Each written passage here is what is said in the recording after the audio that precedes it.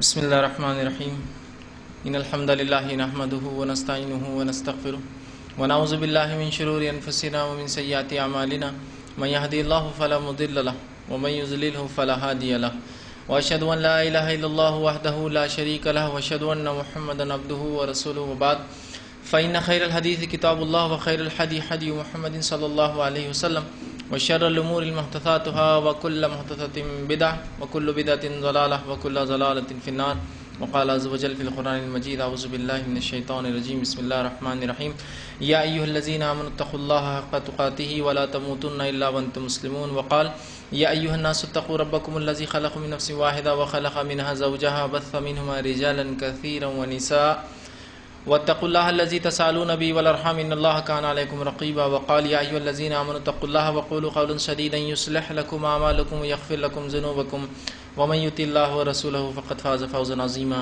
اللهم صل على محمد وعلى آل محمد كما صليت على إبراهيم وعلى آل إبراهيم إنك حميد مجيد اللهم بارك على محمد وعلى آل محمد كما باركت على إبراهيم وعلى آل إبراهيم إنك حميد مجيد رب اشرح لي صدري ويسر لي أمري واحلل عقدة من لساني يفقهوا قولي أما بعد تمام تعریفیں اس اللہ عز و جل کے لیے لائق و زیبا ہے جو تمام جہانوں کا بنانے والا اور اسے پالنے والا ہے، اور درود و سلام اس کے آخری نبی محمد صلی اللہ علیہ وسلم پر۔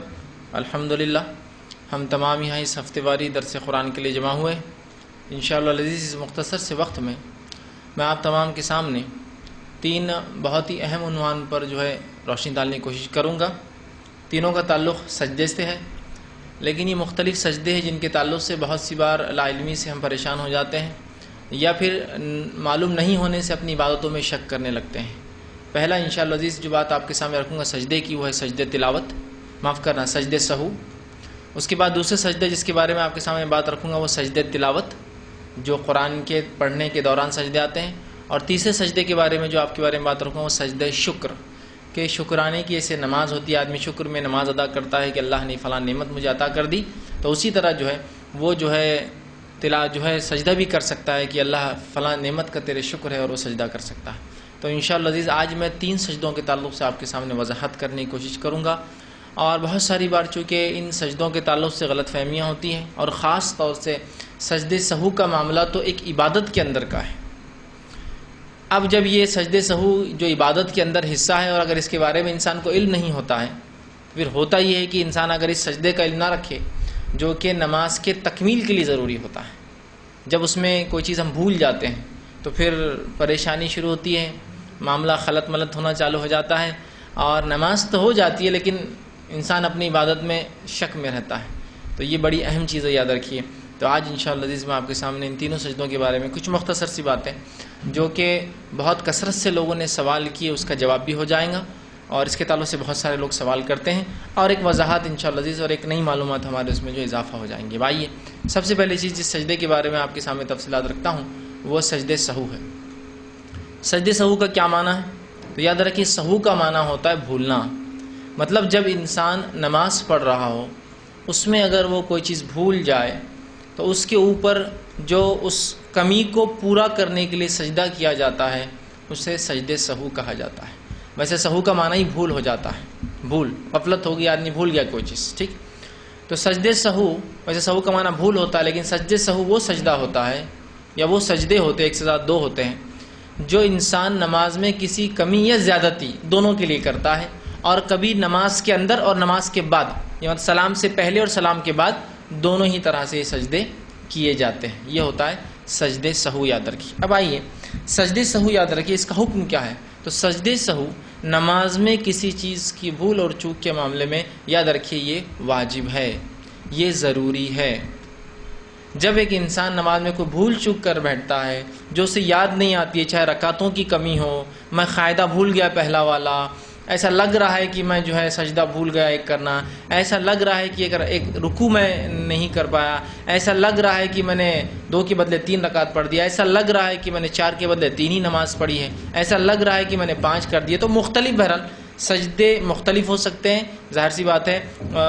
سہو کس قسم کا ہوا انشاءاللہ اس کی تفصیلات بھی میں رکھوں گا کہ سہو کس قسم کا ہو تو سجدے کس قسم کے ہوں گے اس میں، لیکن بتانے کا مقصد یہ تھا کسی بھی قسم کی کمی اور زیادتی پر نماز کے اندر سجدے سہو کرنا واجب ہے، اور بہت سارے ائمہ اور جو ہے مجتہدین کا اس پہ یہی قول ہے، اور اصحاب رسول صحابہ کا یہی معمول تھا، اور رسول اللہ صلی اللہ علیہ وسلم کے خود عمل سے یہ بات ظاہر ہے کہ آپ سجدے سہو لوگوں کو کرایا کرتے تھے جب آپ سے نماز میں کوئی بھول چوک ہو جاتی۔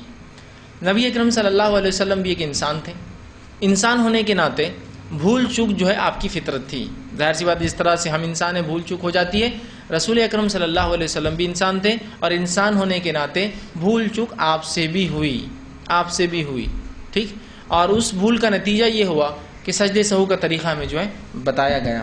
آئیے اس کے تعلق سے کچھ روایتیں ہم دیکھتے ہیں۔ نبی اکرم صلی اللہ علیہ وسلم کے تعلق سے آتا ہے، اور حدیث کے الفاظ اس طرح سے ہیں، اور یہ حدیث جو ہے صحیح مسلم کی روایت ہے، آپ صلی اللہ علیہ وسلم کے تعلق سے آتا ہے۔ ابو سعید خدری رضی اللہ عنہ فرماتے ہیں کہ رسول اکرم صلی اللہ علیہ وسلم نے فرمایا اور کہا، تم میں سے جب کسی کو نماز میں شک ہو جائے، ٹھیک، شک ہو جائے کہ اس نے کتنی رکعتیں ادا کی ہے، مطلب اس کو ڈاؤٹ ہے، شک ہے کہ کتنی رکعتیں اس نے ادا کی ہے، تو اگر رکعتیں ادا کی ہیں 3 یا 4، اب وہ کنفیوژن ہے، 4 رکعت کی نماز ہے، اس نے اس کو شک ہو رہا 3 یا 4، تو ایسی صورت میں شک کو نظر انداز کر دینا چاہیے، شک کو نکال دینا چاہیے، اس لیے کہ کوئی بھی عبادت شک میں کرنا شریعتاً درست نہیں ہے، تو آپ فرما رہے شک کو نکال دینا چاہیے، تو ہم بھی کوشش کریں کہ اس شک کو نکال دیں، اور پھر آپ فرماتے ہیں شک کو نکال دیں اور یقین پر نماز کی بنیاد رکھیں، یقین کر لے کہ 3 ہوا سمجھ لیجیے، یقین کر لے کہ 2 ہوئی سمجھ لیجیے، سمجھ رہے آپ، یقین کر لے، یقین پر بنیاد رکھیں، پھر سلام پھیرنے سے پہلے سہو کے 2 سجدے کریں، پہلے یقین کر لے، مثال کے طور پہ میں نماز میں ہوں، مجھے ڈاؤٹ ہو رہا ہے کہ میں نے 3 رکعت پڑھی ہے 4، تو یقین کر لے، اور ظاہر بات یقین کم پر زیادہ ہوتا ہے، زیادہ کے بنے ہے نا، 3 پر یقین ہو سکتا ہے، چونکہ شک کیا ہے 3 یا 4، تو 3 پر یقین کر لے، پھر 1 رکعت پڑھ لے آپ، مطلب 4 کر لی اپنے آپ کے حساب سے، اب وہ کتنے ہوئے واللہ عالم، اس کے بعد جو ہے آپ سجدے سہو کر لے سلام سے پہلے، تو آپ فرماتے ہیں تو پھر جو ہے نماز کی بنیاد رکھے، پھر سلام پھیرنے سے پہلے جو ہے سہو کے 2 سجدے کرے، بس اگر تو نے اگر 5 رکعتیں پڑھی ہوں گی، ٹھیک، مطلب آدمی نے اگر 3 پڑھی ہے تو یہ سہو کا سجدہ اس کو 4 کر دیں گا، اگر 5 پڑھی ہوں گی تو یہ 2 سجدے اسے اچھی جو ہے 6ٹھی رکعت کے قائم مقام کر دیں گے، اور جو ہے اسے 6 بنا دیں گے، اور پہلی 4 رکعت الگ اور یہ 2 رکعت نفل کا اسے ثواب ملیں گا۔ تو دیکھیے حدیث نے بہت ساری چیزوں کی وضاحت کی۔ پہلا، نماز میں شک ہو، بھول چوک ہو جائے تو سجدے سہو کرے، شک ہے کہ 3 پڑھی یا 4 پڑھی تو سجدے سہو کر لے، اگر 4 پڑھ لی تھی اور 5ویں ہو گئی، 5 کا بھی لفظ آ رہا ہے نا، کیوں؟ اس کو شک تھا نا 3 اور 4 پڑھا، کیا پڑھا اس نے، اور اس نے سمجھ لیجئے وہ تیسری رکعت جس کو سمجھا وہ چوتھی تھی اس کی، تو اس نے جو 1 رکعت اضافہ کر دی جس کو وہ 3 سمجھ کے 4 کر رہا تھا، تو اصل میں ہوگی 4 کے بعد 1 5ویں رکعت، تو جب 5 پڑھ لی اس نے، مطلب 4 اس کی ہو گئی تھی، غلطی ہوئی، 5 پڑھ لی، تو سجدے سہو یہ 2 سجدے 1 رکعت کے برابر ہوتے ہیں، 1 رکعت کے، تو یہ 5ویں رکعت جو زیادہ پڑھ لی وہ 2 سجدے سہو مل کر یہ ہو گئی 6 رکعتیں، تو یہ 2 نفل کا ثواب مل گیا، اور یہ 2 جو ہے 4 اس کی فرض ہو گئی۔ اب اگر اس نے 3 پڑھی ہوں گی، ٹھیک ہے، 3 پڑھی ہوں گی سمجھ لیجئے، اور وہ شک میں تھا کیا ہوا، اور اس نے 4 سمجھ کے سجدے سہو کر لیا، تو سجدے سہو 1 رکعت کے برابر ہوتا ہے، وہ کتنا ہو جائے گا، چوتھی رکعت کو مکمل کر دے گا۔ اب اسے شک ہوا کہ اس نے 3 پڑھی یا 4 پڑھی، اور اس نے واقع میں 4 پڑھی، جس کو 3 سمجھ رہا تھا 3 کو 4 سمجھ رہا تھا، سجدے سہو کرنے کی ارادہ کیا 1 رکعت پڑھ لی، جبکہ اس نے ایکچوئل میں 4 ہی پڑھی، تو اگر 4 پڑھنی تھی، غلطی سمجھا اس نے، سجدے سہو کر لیا، اور حقیقت میں 4 ہی پڑھی، تو یہ سجدے سہو شیطان کو رسوا کرنے کے لیے کافی ہو جاتا ہے۔ تو 1 رکعت کے قائم مقام ہے، اگر رکعتیں برابر ہے تو سجدے سہو کی وجہ سے شیطان ذلیل ہوتا ہے، اس لیے کہ چونکہ شیطان ظاہر سی بات ہے اس نے آپ کو بھول ڈالی ہے، شیطان ہی تو بھول ڈالتا ہے نا نماز میں عبادت میں، تو ظاہر سی بات ہے جب آپ سجدہ سہو کرتے ہیں اور اگر برابر رکعتیں تھی لیکن آپ کو شک ہوا، ایسا آپ کو لگ رہا ہے کہ میں نے 4 پڑھی یا 3 پڑھی، جبکہ آپ نے برابر 3 پڑھی اور آپ نے اس کو 3 سمجھ کے پھر چوتھی کیا، تو 4 ہی رکعت ہوئی، لیکن سجدے سہو کی وجہ سے شیطان ذلیل ہو گیا، آپ کو لگا 3 ہے یا 4 ہے، جبکہ آپ نے 4 برابر پڑھی تھی، آپ نے ایک اور کھڑے ہو گئے، آپ 4 مطلب 3 سمجھ کے کھڑے 5 ہی پڑھ لی، سجدے سہو مل کر کیا ہو گیا 2 رکعتیں بن گئی، 2 رکعت نفل کا ثواب۔ اسی طرح آپ کو 3 یا 4 پہ شک تھا اور واقعی میں آپ نے 3 ہی پڑھی تھی، ٹھیک، اور سجدے سہو آپ نے کر لیا، جبکہ آپ کو لگ رہا ہے کہ میں نے 4 کر لی، سجدے سہو کر لیا، تو سجدے سہو 1 رکعت کے برابر ہو گیا، تو یہ 4 رکعت پوری ہو گئی۔ تو سجدے سہو 1 رکعت کے قائم مقام ہے، کم ہو جائے تو پورا کر دیں گی، زیادہ رکعتیں ہوں گی تو 2 کو الگ کر کے ثواب دے دیں گی، اور اگر برابر تھی تو شیطان کو ذلیل کر دیں گے، رسوا کر دیں گے کہ اس نے آپ کو بھلانا چاہا لیکن آپ نے پھر بھی سجدے سہو کر کے اپنے رب سے جو ہے اس کی تلافی کر لی، اس کمی کو پورا کر دیا۔ سمجھ میں آئی بات؟ آئیے آگے۔ نبی اکرم صلی اللہ علیہ وسلم فرماتے ہیں، اسی طرح عبد الرحمن ابن عوف رضی اللہ عنہ اس حدیث کے راوی ہیں، اور یہ حدیث جو ہے سلسلۃ احادیث صحیحہ جامع ترمذی اور مسند احمد کی روایت ہے۔ آپ صلی اللہ علیہ وسلم فرمایا، وہ کہتے ہیں عبد الرحمن ابن عوف رضی اللہ عنہ کہتے ہیں، جب تم میں سے کسی کو اپنی نمازوں میں شک ہو جائے اور اسے علم نہ ہو کہ اس نے کتنی رکعتیں پڑھی ہیں، اب وہ کنفیوز ہے کتنی رکعتیں میں نے پڑھی، تو آپ وسلم فرماتے ہیں کہ اس نے 1 رکعت پڑھی یا 2 رکعت پڑھی۔ اگر آپ کو شک ہے، فجر میں ہیں آپ یا کوئی نفل نماز 2 رکعت کی پڑھ رہے ہیں، اب فجر میں سمجھ لیجئے فرض نماز پڑھ رہے ہیں، اب 2 پڑھی یا 1 پڑھی، تو آپ فرماتے پھر وہ 1 سمجھ لے، اس کو 1 گن لے، چونکہ اسلام کیا کہہ رہا ہے آپ کو، یقین کی طرف جائیے۔ زیادہ تو شک کا معاملہ ہے لیکن کم تو یقین ہے نا، تو اگر 2 پڑھی یا 1 پڑھی شک ہو رہا تو کتنا ماننا چاہیے؟ 1 ماننا چاہیے، چونکہ 1 زیادہ قریب ہے یقین کے بنسبت 2 کے مقابلے میں۔ اگر اسے شک ہے 2 پڑھی یا 3 پڑھی، ایسا وہ 4 رکعت کی نماز پڑھ رہا ہے، اب 2 اور 3 میں شک، یا مغرب پڑھ رہا ہے 2 اور 3 میں شک ہو گیا اس کو، تو پھر کس پر آپ فرماتے 2 پر یقین کر لیں۔ اسے شک ہے 3 پڑھی یا 4 پڑھی تو 3 پر یقین کر لیں۔ حدیث کے الفاظ آپ نے فرمایا، اسے علم نہ ہو کہ 3 پڑھی یا 1 پڑھی یا 2 تو پھر 1 پہ یقین کر لے، 2 پڑھی یا 3 تو 2 پہ یقین کر لے، 3 پڑھی یا 4 تو 3 رکعت پہ یقین بنا لے کہ میں 3 ہی پڑھی میں نے۔ پھر جب وہ اپنی نماز سے فارغ ہو تو سلام پھیرنے سے پہلے بیٹھے ہوئے ہی 2 سجدے کر لے۔ ٹھیک، مطلب جب نماز سے فارغ ہونے سے پہلے تو شک کو نکال کے یقین کی طرف چلا جائے، نماز ختم کرنے سے پہلے سلام سے پہلے 2 سجدے کر لے، یہ ہوا سجدے سہو۔ ٹھیک ہے، اسی طرح تیسری روایت جس میں آپ صلی اللہ علیہ وسلم سجدے سہو کے تعلق سے بیان کیا، یہ صحیح بخاری کی روایت ہے، آپ فرماتے اور کہتے ہیں، اور حدیث کے الفاظ اس طرح سے ہیں کہ اللہ کے رسول صلی اللہ علیہ وسلم ہمیں 2 رکعت نماز پڑھا کر، اللہ کے رسول نے نماز پڑھائی، صحابی کہتے ہیں 2 رکعت نماز پڑھا کر درمیانی تشہد کے لیے بیٹھے بغیر ہی کھڑے ہو گئے۔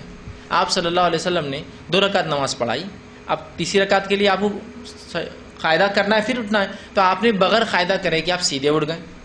اس کے بعد لوگ بھی آپ کے ساتھ اٹھ گئے، چونکہ امام کی اتباع لازم ہے، لوگ بھی آپ کے ساتھ اٹھ گئے، اور ابھی سجدے سہو کا طریقہ شاید صحابہ کو نہیں پتا تھا، اس لیے صحابہ خاموشی سے اٹھ گئے، اور رسول اللہ چونکہ شارح تھے، شریعت آپ پر اترتی تھی، تو صحابہ ڈرتے بھی تھے کہ ہو سکتا یہ سجدہ ختم ہوگا، یہ قاعدہ ختم ہوگا، یہ رکعتیں کم ہوگی، سوچتے تھے، تو صحابہ کھڑے ہو گئے۔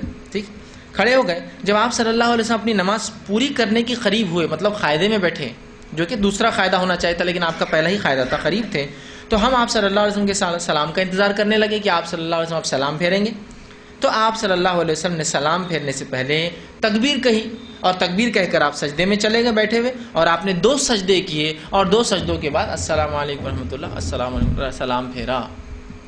ٹھیک ہے، تو اس سے ہی پتہ چلا کہ نماز میں کوئی چیز کمی ہو گئی تھی نا، کیا کم ہو گیا تھا؟ قاعدہ کم ہو گیا تھا، قاعدہ کم ہو گیا تو رسول اللہ نے کیا کیا اس کے لیے؟ سجدے سہو کرا دیا۔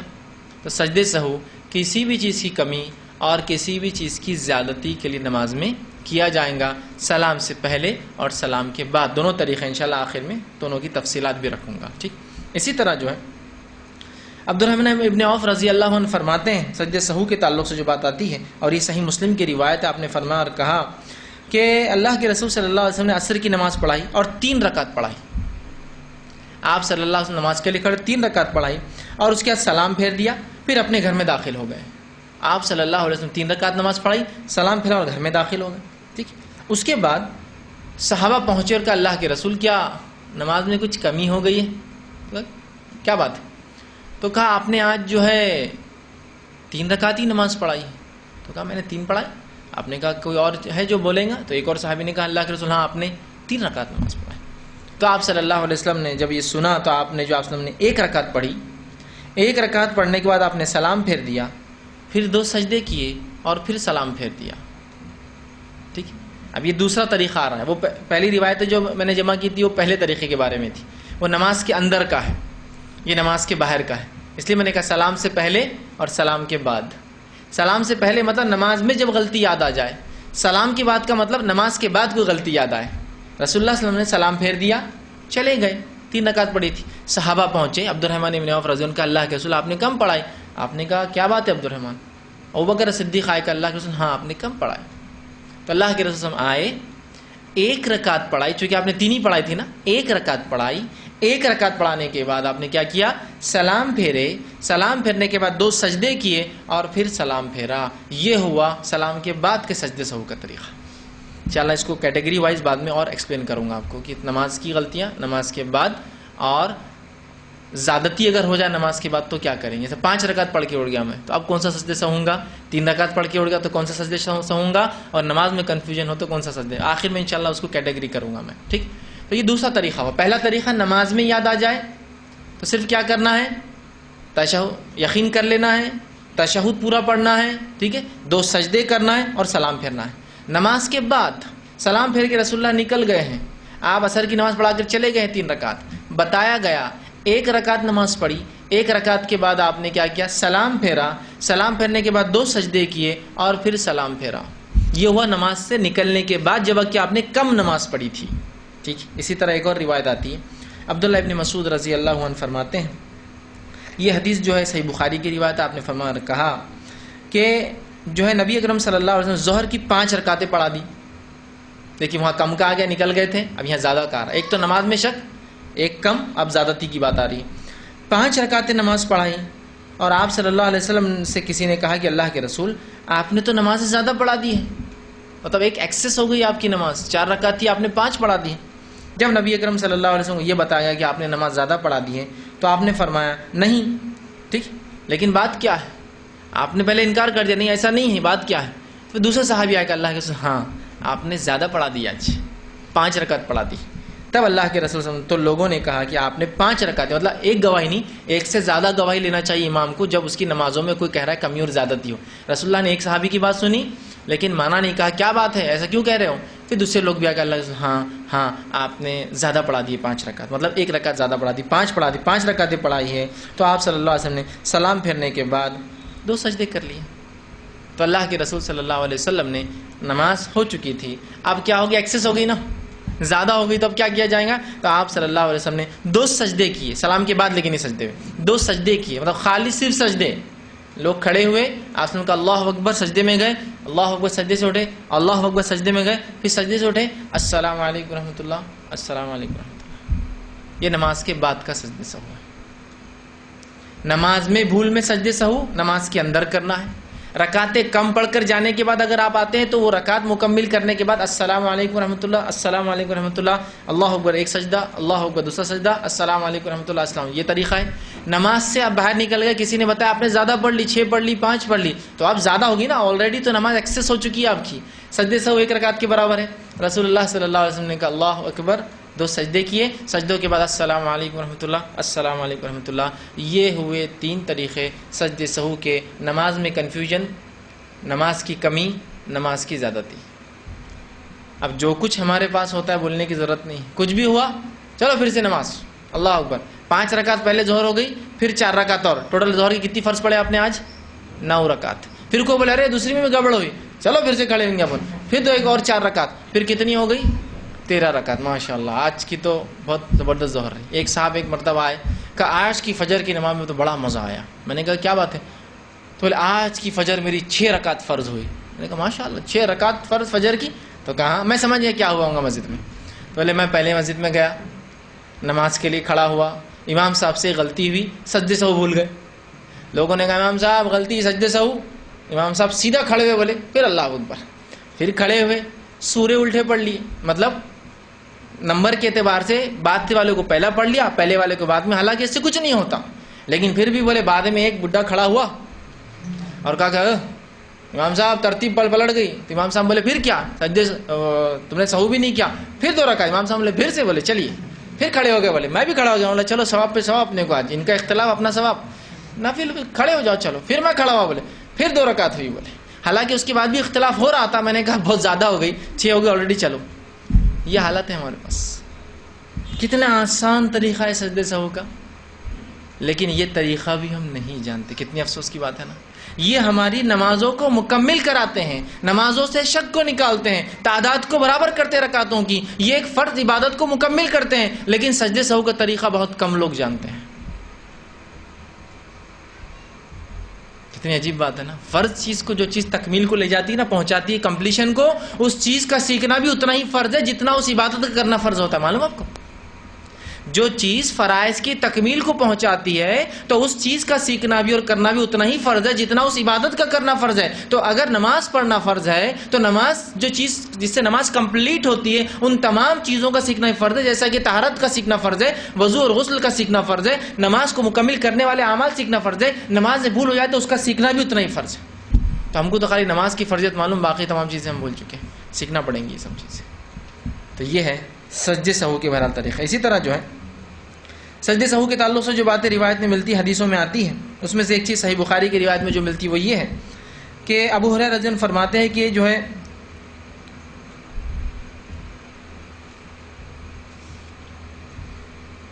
بہرحال وہی روایت ہے جو آپ سمجھیں، جو نماز میں اگر زیادتی تو کیا کیا جائے. تو چلیے میں اپنی بات کو اب سمٹتا ہوں اور سجدے سہو کے تینوں طریقے پھر ایک بار آپ کو ڈیٹیل میں رکھ دیتا ہوں اور انشاءاللہ آگے ہم بڑھ جائیں گے. پہلا، نماز میں اگر آپ کو کوئی شک ہو رہا ہے، نماز میں آپ کوئی چیز بھول رہے ہیں، نماز میں 2 پڑھی 3 پڑھی 3 پڑھی 4 پڑھی 1 پڑھی 2 پڑھی شک ہو رہا ہے، شک کو نکال دیجئے. دل کو یقین کی طرف لے جانے کے لیے کم تعداد کو پکڑ لیجئے جو کم رکعتیں ہو رہی ہے.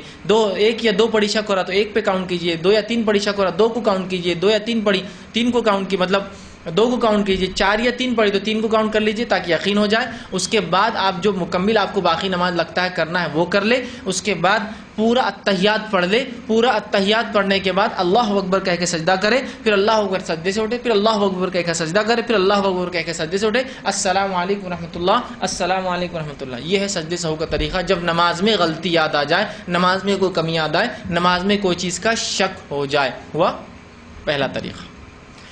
نماز آپ نے پڑھی، 3 رکعت پڑھی اور آپ اٹھ گئے، سلام پھیر دیا، چاہے آپ امام ہو چاہے آپ اکیلے ہو. پیچھے سے کوئی شخص آ رکا، آپ نے 3 پڑھی، مقتدی آ رکا، آپ نے 3 پڑھی. آپ کیا کریں گے؟ آپ نے کم کر دیا، نکل گئے. تو اس کا طریقہ یہ ہے، لیکن یہ بالکل جلدی ہوا تو مطلب یہ نہیں کہ آپ بہت دیر بعد، نماز کے وقت کے بعد، بالکل جب بھی آپ کو یاد آئے. تو کیا کریں گے؟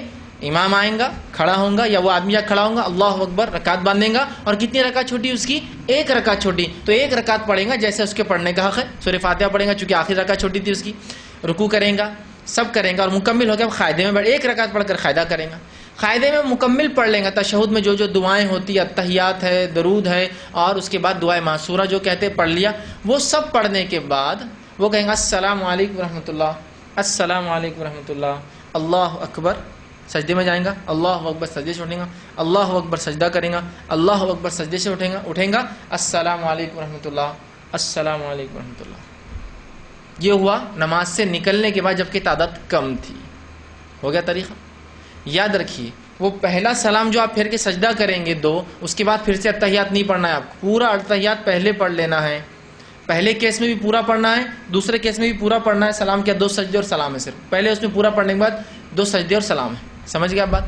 اب آپ نماز سے باہر نکلے، امام ہو یا مقتدی ہو، یا معاف کرنا، امام ہو یا انفرادی نماز پڑھ رہے ہو، اور کسی نے کہا آپ نے 5 رکعت نماز پڑھ لی. بھائی صاحب، امام صاحب 5 رکعت ہو گئی آپ کی، اب تو ایکسس ہو گیا نا آلریڈی. تو صرف امام آئیں گا، اللہ اکبر کہیں گا، سب لوگ اللہ اکبر کہہ کے سجدے میں اس ساتھ جائیں گے. ٹھیک ہے؟ پھر اٹھیں گے اللہ اکبر سجدے سے، اور یہ سجدے بیٹھ کے ہی ہو رہے ہیں. ذرا سجدے میں چلا گیا، پھر اٹھا، اللہ اکبر اٹھا، پھر اللہ اکبر سجدے میں گیا، پھر اللہ اکبر سجدے سے اٹھا، السلام علیکم ورحمۃ اللہ، السلام علیکم ورحمۃ اللہ. ہو گئے.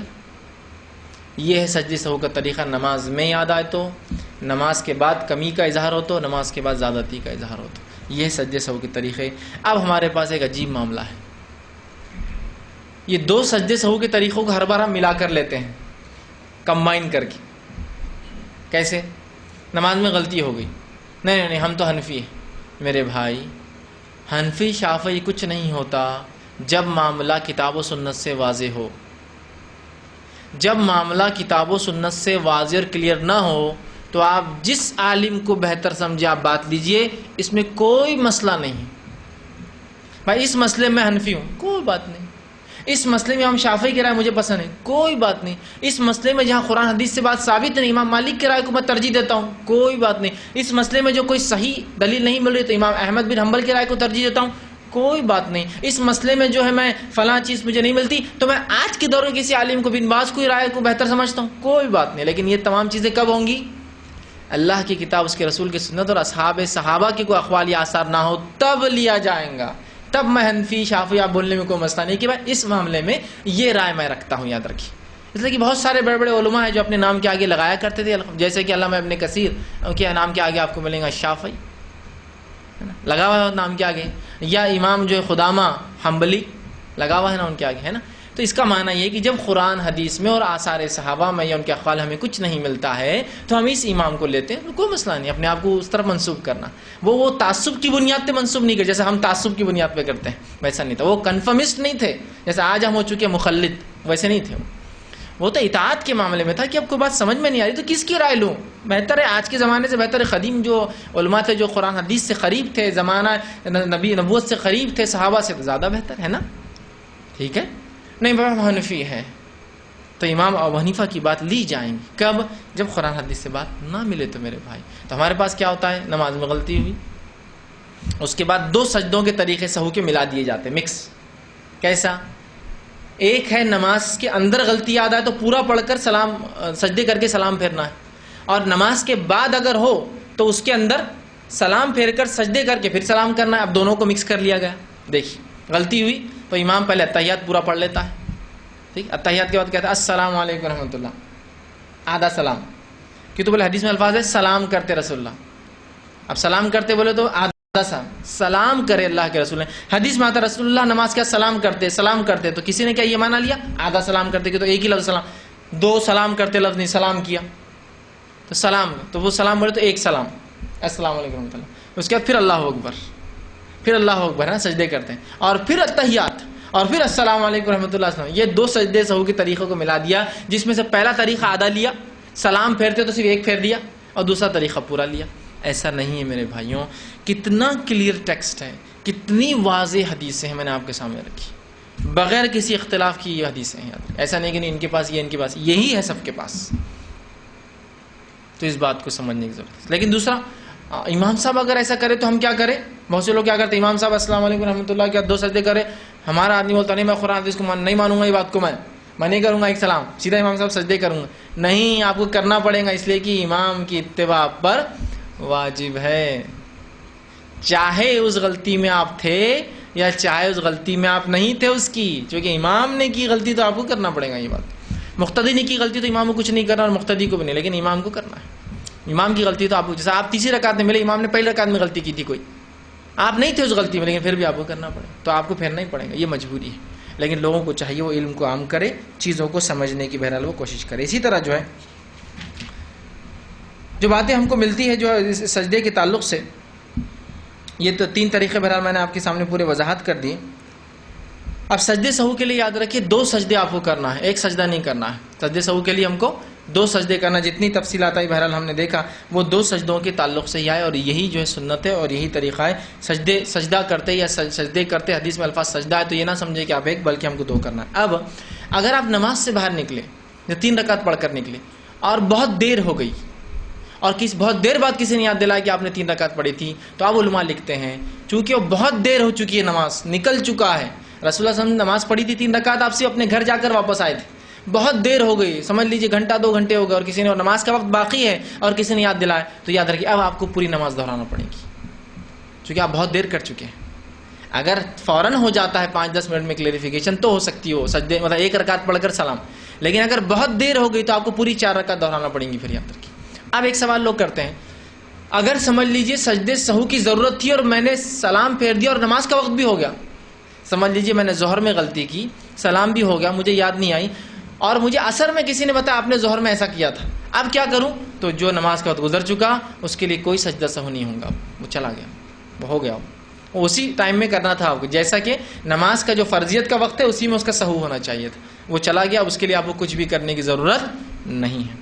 ایک اور سوال لوگ کرتے ہیں، اگر احتیاطاً، چونکہ نماز میں تو غلطی ہوتی ہے، ہمارے ہر آدمی کی ہوتی ہے نا، آپ کی ہوتی ہے، میری ہوتی، ہر نماز میں سجدے سہو کر لیا جائے تو میں کہوں گا یہ شیطان کا وسوسہ ہے. آپ کو پھر یہ شیطان کا وسوسہ ہوتا ہے، اس کا مطلب ہر نماز آپ شک میں پڑھ رہے ہیں. اسلام شک کی عبادت کو پسند نہیں. کچھ لوگ ہوتے ہیں احتیاطاً یار ہر نماز میں سجدے سہو کر لینا چاہیے، یہ احتیاط نہیں چلتی. ایسی احتیاط زکات میں کرتے کا، ایک زکات دے 1000 زکات ہے، دینے کے بعد احتیاطاً اور 1000 دے دینا چاہیے، اس لیے کہ پتہ نہیں قبول ہوئی نہیں. ایک حج کر لیا, نہیں احتیاطاً ایک اور حج کر لینا چاہیے, پتہ نہیں پہلا حج قبول ہوا نہیں ہوا. کرتے کیا بولی؟ ایک بار نکاح کا خطبہ ہوگا, نہیں احتیاطاً ایک اور بار پڑھ دو امام صاحب, اس لیے پتہ نہیں پہلا خطبہ ہوا نہیں ہوا, جسٹ کر لیجیے. کرتے ہیں کیا؟ کرتے ہیں کیا؟ نہیں. تو نماز میں کیوں؟ نماز میں شیطان وسوسے ڈالتا ہے. ٹھیک ہے, ایک صحابی کا قول آتا ہے, ان کو شیطان آ کے وسوسے ڈالتا تھا, نماز نہیں ہوئی, نماز میں کمی ہو گئی. تو وہ کہتے تھے کہ جب مجھے وسوسہ آتا تھا میری نماز میں کمی ہوئی تو میں کبھی سجدے سہو نہیں کرتا تھا, تاکہ شیطان کو ذلیل کروں. کیوں؟ تو اگر سجدے سہو ہر بار آدمی کر لے, اس کا مطلب ہر بار وہ شک میں ہے, اور شک کی بات اللہ قبول نہیں کرتا. یاد رکھیے. تو یہ بات بہت سے لوگ پوچھتے ہیں احتیاطاً اگر کر لے تو نہیں. رسول اللہ صلی اللہ علیہ وسلم نے کبھی نہیں کیا. کسی صحابی نے سجدے سہو کنٹینیو نہیں کیا کہ نہیں احتیاطاً احتیاطاً احتیاطاً, کبھی نہیں. سمجھ گئے بات کو؟ تو یہ احتیاطی والا چکر جو ہے آپ اس کو جو ہے چھوڑ دیں. ٹھیک. اسی طرح جو ہے رکعتوں کی شک کی تعداد میں سجدے سے ہو سکتا ہے, سجدے کی کمی سے ہو سکتا ہے, رکوع کی کمی سے ہو سکتا ہے. اب ایک سوال لوگ یہ بھی کرتے ہیں کہ سجدے سہو میں نماز سے نکل گیا اور کسی نے کہا کہ میری نماز میں قاعدہ نہیں ہوا, معاف کرنا سجدہ نہیں ہوا ایک. ٹھیک, نماز میں سجدہ نہیں ہوا تو کیا کرو؟ نماز کے اندر اگر آپ کو شک ہے کہ سجدہ نہیں ہوا تو سجدے سہو کر لیجئے, لیکن نماز سے نکلنے کے بعد یا نماز میں سجدہ سہو کرنے کے بعد کسی نے آ کر یقینی طور سے بولا کہ آپ نے صرف ایک سجدہ کیا تھا, دوسرا سجدہ آپ سے نہیں ہوا, تو ایسے معاملے میں پھر آپ کو نماز دہرانا پڑیں گی اتنی رکعت, اس لیے کہ سجدہ نماز کا رکن ہے, اور رکن چھوٹنے سے نماز نہیں ہوتی. رکن ہے, وہ پارٹ ہے اس کا. ٹھیک ہے. سجدے سہو تو بھول کے لیے ہوں گا, یقین پہ نہیں ہوں گا. تو کسی نے اگر یقینی طور سے کہہ دیا کہ امام صاحب ایک سجدہ کم ہوا, تو سجدے سہو کرنے سے فرق نہیں پڑے گا, نماز کو ان کو ایک رکعت کو دہرانا پڑے گا اور سہو بھی کرنا پڑے گا. سمجھا؟ مثال کے طور پر امام نے 3 رکعت نماز پڑھائی, ٹھیک ہے, 4 رکعت نماز پڑھائی سمجھو عشاء کی, اور سجدے سہو اس نے کر لیا, اس کو ایسا شک ہو رہا تھا کہ ایک سجدہ ہوا یا نہیں ہوا. نماز کے بعد اگر کسی نے کہا آپ کا وہ سجدہ نہیں ہوا تھا, تو ایک رکن چھوٹا ہے جو کہ معلوم ہو گیا, اور رکن چھوٹنے سے رکعت نہیں ہوں گی, لہٰذا ایک رکعت نماز وہ پڑھائیں گے اور پھر سجدے سہو کریں گے. سمجھے آپ بات کو؟ رکن چھوٹنے پر سجدے سہو اگر معلوم ہو جائے تو سجدے سہو نہیں ہوں گا. آپ کنفیوژن میں 3 ہوئی 4 ہوئی تو سجدے سہو ہو جائیں گا, قابل قبول ہے. ٹھیک. لیکن آپ سمجھ لیجئے نماز میں آپ نے سجدہ بھول گئے اور کسی نے آپ کو بتا دیا آپ کا سجدہ نہیں ہوا, آپ رکوع بھول گئے تھے, تو ظاہر سی بات ہے آپ کو وہ رکعت دہرا کے پھر سجدے سے ہو, چونکہ وہ رکن فوت ہونے سے پوری رکعت فوت ہو جاتی ہے, لیکن اتنی رکعتی ہوتی ہیں پوری نماز میں. سمجھ رہا؟ تو ان چیزوں کو بہرحال ہم جو ہے یاد رکھیں, اور سجدے سے ہر کمی بیشی پر جو ہے نماز میں کیا جا سکتا ہے. اسی طرح جو ہے ایک سے زیادہ اگر غلطیاں ہوں تو سجدے سہو کا کیا معاملہ ہوگا؟ کتنی بھی غلطیاں ہوں سجدہ سہو ایک ہی ہوگا, کہ تو آپ سے صحابہ سے ایک سے زیادہ کرنا ثابت نہیں ہے. سجدے سہو میں کون سے اذکار کریں گے آپ؟ تو سجدے سہو میں سبحان رب العالی جو اذکار آپ نماز میں کرتے ہیں وہی اذکار جو نماز کی خود سجدے میں کرتے وہی, اور سجدہ سہو نماز کا حصہ ہے, یاد رکھیے. سجدہ سہو نماز کا حصہ یاد رکھیے. ٹھیک ہے. تو لہٰذا نماز کے تمام شرائط اس پہ لاگو ہے, قبلے رخ ہونا, وضو کا ہونا, وہ سب چیزیں شرائط اس پر لاگو ہے, یاد رکھیے. تو یہ تھا پہلا سجدہ سہو, کچھ اس کی صحیح باتیں, اس کے 3 طریقے, اور اس کے بارے میں کچھ غلط فہمیوں کا ازالہ. دوسرا سجدہ تلاوت, یہ بھی قسم کا سجدہ ہی ہے, سجدہ تلاوت. ٹھیک. اب سجدہ تلاوت کیا ہے؟ سجدہ تلاوت سنت ہے, اس پر صحابہ کا اجماع ہے. سجدہ تلاوت سنت ہے, اس پر صحابہ کا اجماع ہے, یاد رکھیے. ٹھیک. اس کی مشروعیت, اس کا مشہور ہونا, اس کا عمل میں لانا, رسول اللہ کا اس کو عمل کرنا, اس معاملے میں صحابہ کا اجماع ہے. اس معاملے میں کچھ اختلاف پایا جاتا ہے کہ واجب ہے یا سنت ہے, ضروری ہے یا سنت ہے. تو اس معاملے میں صحیح قول اور صحیح رائے ہے سجدہ تلاوت کا کرنا سنت ہے, واجب نہیں ہے, یاد رکھیے. سجدہ تلاوت کا کرنا سنت ہے, واجب نہیں ہے. انشاءاللہ میں آپ کے سامنے کچھ واقعات اور کچھ حالات رکھنے کی جو ہے صحابہ کے اقوال کو رکھنے کی کوشش کرتا ہوں. آئیے, سب سے پہلی چیز جو ہے صحیح بخاری کی روایت ہے, آپ صلی اللہ علیہ وسلم فرما کہا, میں نے, بلکہ جو ہے یزید بن ثابت رضی اللہ عنہ فرماتے ہیں, میں نے اللہ کے رسول صلی اللہ علیہ وسلم کو دیکھا کہ آپ نے سورہ نجم کی تلاوت کی اور آپ نے اس میں کوئی سجدہ نہیں کیا. مطلب آپ نے سورہ نجم کی تلاوت کی اور اس میں آپ نے کوئی سجدہ نہیں کیا, حالانکہ سورہ نجم میں ایک سجدہ آتا ہے. اس سے پتہ چلا کہ سجدہ تلاوت یہ سنت ہے, واجب نہیں. اگر واجب ہوتا تو وہ صحابی کو اللہ کے رسول کرواتے، وہ کہتے میں نے پڑھا اور مجھے سجدہ تلاوت آپ نے حکم نہیں دیا اس کے کرنے کا، جبکہ ہم جانتے ہیں سورہ نجم میں ایک سجدہ آتا ہے۔ اسی طرح عمر ابن خطاب رضی اللہ عنہ نے ایک بار جمعے کا خطبہ دیا، صحیح بخاری کی روایت ہے، جمعے کا خطبہ دیا، جمعے کے خطبے کے اندر آپ نے جو ہے سجدے کی آیت تلاوت کی، اس کے بعد سجدہ کیا، سجدے کے بعد آپ نے خطبہ کنٹینیو کیا، دوسرے جمعہ آپ نے پھر وہی صورت پڑھی، سجدے کی آیت پڑھی اور سجدہ نہیں کیا، اور سجدہ نہیں کرنے کے بعد یہ کہا اور فرمایا یقیناً ہمیں ان سجدوں کا حکم نہیں دیا گیا، لہٰذا جو شخص سجدہ کرنا چاہے کرے اور جو نہ کرنا چاہے اس پر کوئی گناہ نہیں ہے۔ حضرت عمر نے نماز خطبے میں ایک آیت تلاوت کی جو سجدہ تھا، جس میں سجدہ کیا، اگلے جمعہ وہی آیت تلاوت کی، سجدہ نہیں کیا اور کہا ہمیں سجدہ کرنے کا حکم نہیں دیا گیا تھا، مطلب یہ سنت ہے، واجب نہیں، تو لہٰذا جو کرے بہت اچھی بات ہے، جو نہ کرے اس پر کوئی گناہ نہیں، لیکن میں یہ کہوں گا کرنا چاہیے، یہ مستحب اور پسندیدہ عمل ہے، رسول اللہ نے کیا، کرنا چاہیے، کرنا چاہیے لیکن واجب نہیں۔ دونوں باتیں آپ سمجھ رہے ہیں ایک ساتھ؟ کوئی گناہگار نہیں ہوگا اگر نہیں کرتا ہے تو، لیکن کرنا چاہیے۔ رسول اللہ نے نماز میں بھی کیا سجدہ تلاوت، نماز کے باہر بھی کیا، تو نماز میں بھی کیا جا سکتا ہے، نماز کے باہر بھی کیا جا سکتا ہے، کرنا چاہیے لیکن واجب اور فرض نہیں ہے، یاد رکھیے، ٹھیک۔ اسی طرح جو ہے اس کو کرنا کیوں چاہیے، اس کے تعلق سے جو بات ملتی ہے وہ تو یہ کہ رسول اللہ نے ہمیشہ کیا تو یہ افضل ہوا۔ دوسری بات جو ملتی ہے ہم کو وہ یہ ہے جو سجدہ تلاوت کرنے کا جو فائدہ ہے، جس کی وجہ سے میں کہہ رہا ہوں کرنا چاہیے، وہ صحیح مسلم کی حدیث آپ نے فرما دی، کتنی اچھی بات ہے۔ جب ابن آدم کسی سجدے کی آیت پر تلاوت کرتے وقت سجدہ کرتا ہے اور پھر سجدہ کرتا ہے تو شیطان کہتا ہے مجھے سجدے کا حکم ہوا، میں نے نہیں کیا، ابن آدم کو سجدے کا حکم ہوتا ہے، یہ سجدہ کر رہا ہے جس کی وجہ سے اسی جنت میں جائیں گا، اور مجھے سجدے کا حکم ہوا تھا، میں نے انکار کیا جس کی وجہ سے میں آگ میں جاؤں گا۔ تو ایک تو موقعہ مطلب جو ہے ایک مستحب عمل ہے، اور دوسرا شیطان کو رسوا کرنے والا عمل ہے نا، شیطان رسوا ہوتا ہے کہ مجھے حکم ہوا تھا میں نہیں کر پایا سجدہ، میں نے نہیں کیا، ابن آدم کو حکم ہوا اس نے کیا وہ جنت میں جائیں گا، مجھے حکم ہوا میں نے نہیں کیا میں آگ میں جاؤں گا۔ تو اس وجہ سے کرنا چاہیے لیکن پھر بھی واجب نہیں ہے، ورنہ بہت سے لوگ سجدہ تلاوت کا کفارہ پوچھنے آتے ہیں، نہیں کیے تو کیا ہے، کچھ بھی نہیں ہے، واجب نہیں ہے چونکہ، ٹھیک ہے یہ لیکن مستحب ہے، بہت اچھا عمل ہے۔ اسی طرح جو ہے سجدہ تلاوت جو ہے ان کی جو ہے تعداد کے تعلق سے یاد رکھیے، سجدہ تلاوت ایک ہی ہوتا ہے، ایک ہی ہوتا ہے سجدہ تلاوت، ٹھیک، ایک سجدہ ہوتا ہے، تعداد ایسا دو نہیں، جیسا ہم لوگ نماز میں کرتے ہیں دو ہوتے ہیں، سجدہ تلاوت ایک ہی ہوتا ہے، آپ ایک ہی بار کریں گے، جیسا آپ نماز میں ماشاءاللہ ہم تراویح پڑھتے ہیں تو اس میں ہوتا نہیں امام صاحب ایک ہی بار کراتے ہیں، بس وہ ایک ہوں گا، یاد رکھیے، ٹھیک۔ نماز میں اگر ہوں گا تو اللہ اکبر کے ساتھ ہوں گا تاکہ پتہ چلے کہ سجدہ تلاوت، اور نماز کے باہر کریں گے تو آپ سیدھے چل جائیں گے سجدے کے اندر، کچھ بولنے کی ضرورت نہیں ہے اس میں، ٹھیک ہے، ٹھیک۔ تو اس سے تلاوت کی تعداد جو ہے سجدے کی جو ہے وہ ایک ہوں گا، ٹھیک، اور یہ سجدے ایک ہوں گا، اور یہ سجدے کتنے ہیں قرآن کے اندر، تو اس معاملے میں کوئی ایسی کوئی حدیث نہیں ملتی کہ رسول اللہ نے فرمایا اتنے ہیں، لیکن جو باتیں پتہ چلتی ہوئی ہے کہ سجدہ تلاوت جس پر علماء کا اور ائمہ کا اتفاق ہے وہ ہے 15 سجدہ تلاوت ہے، کسی نے کہا 14 ہے اور کسی نے کہا 11 ہے، لیکن صحیح بات یہ ہے کہ 15 سجدہ تلاوت ہے۔ کتنے ہیں؟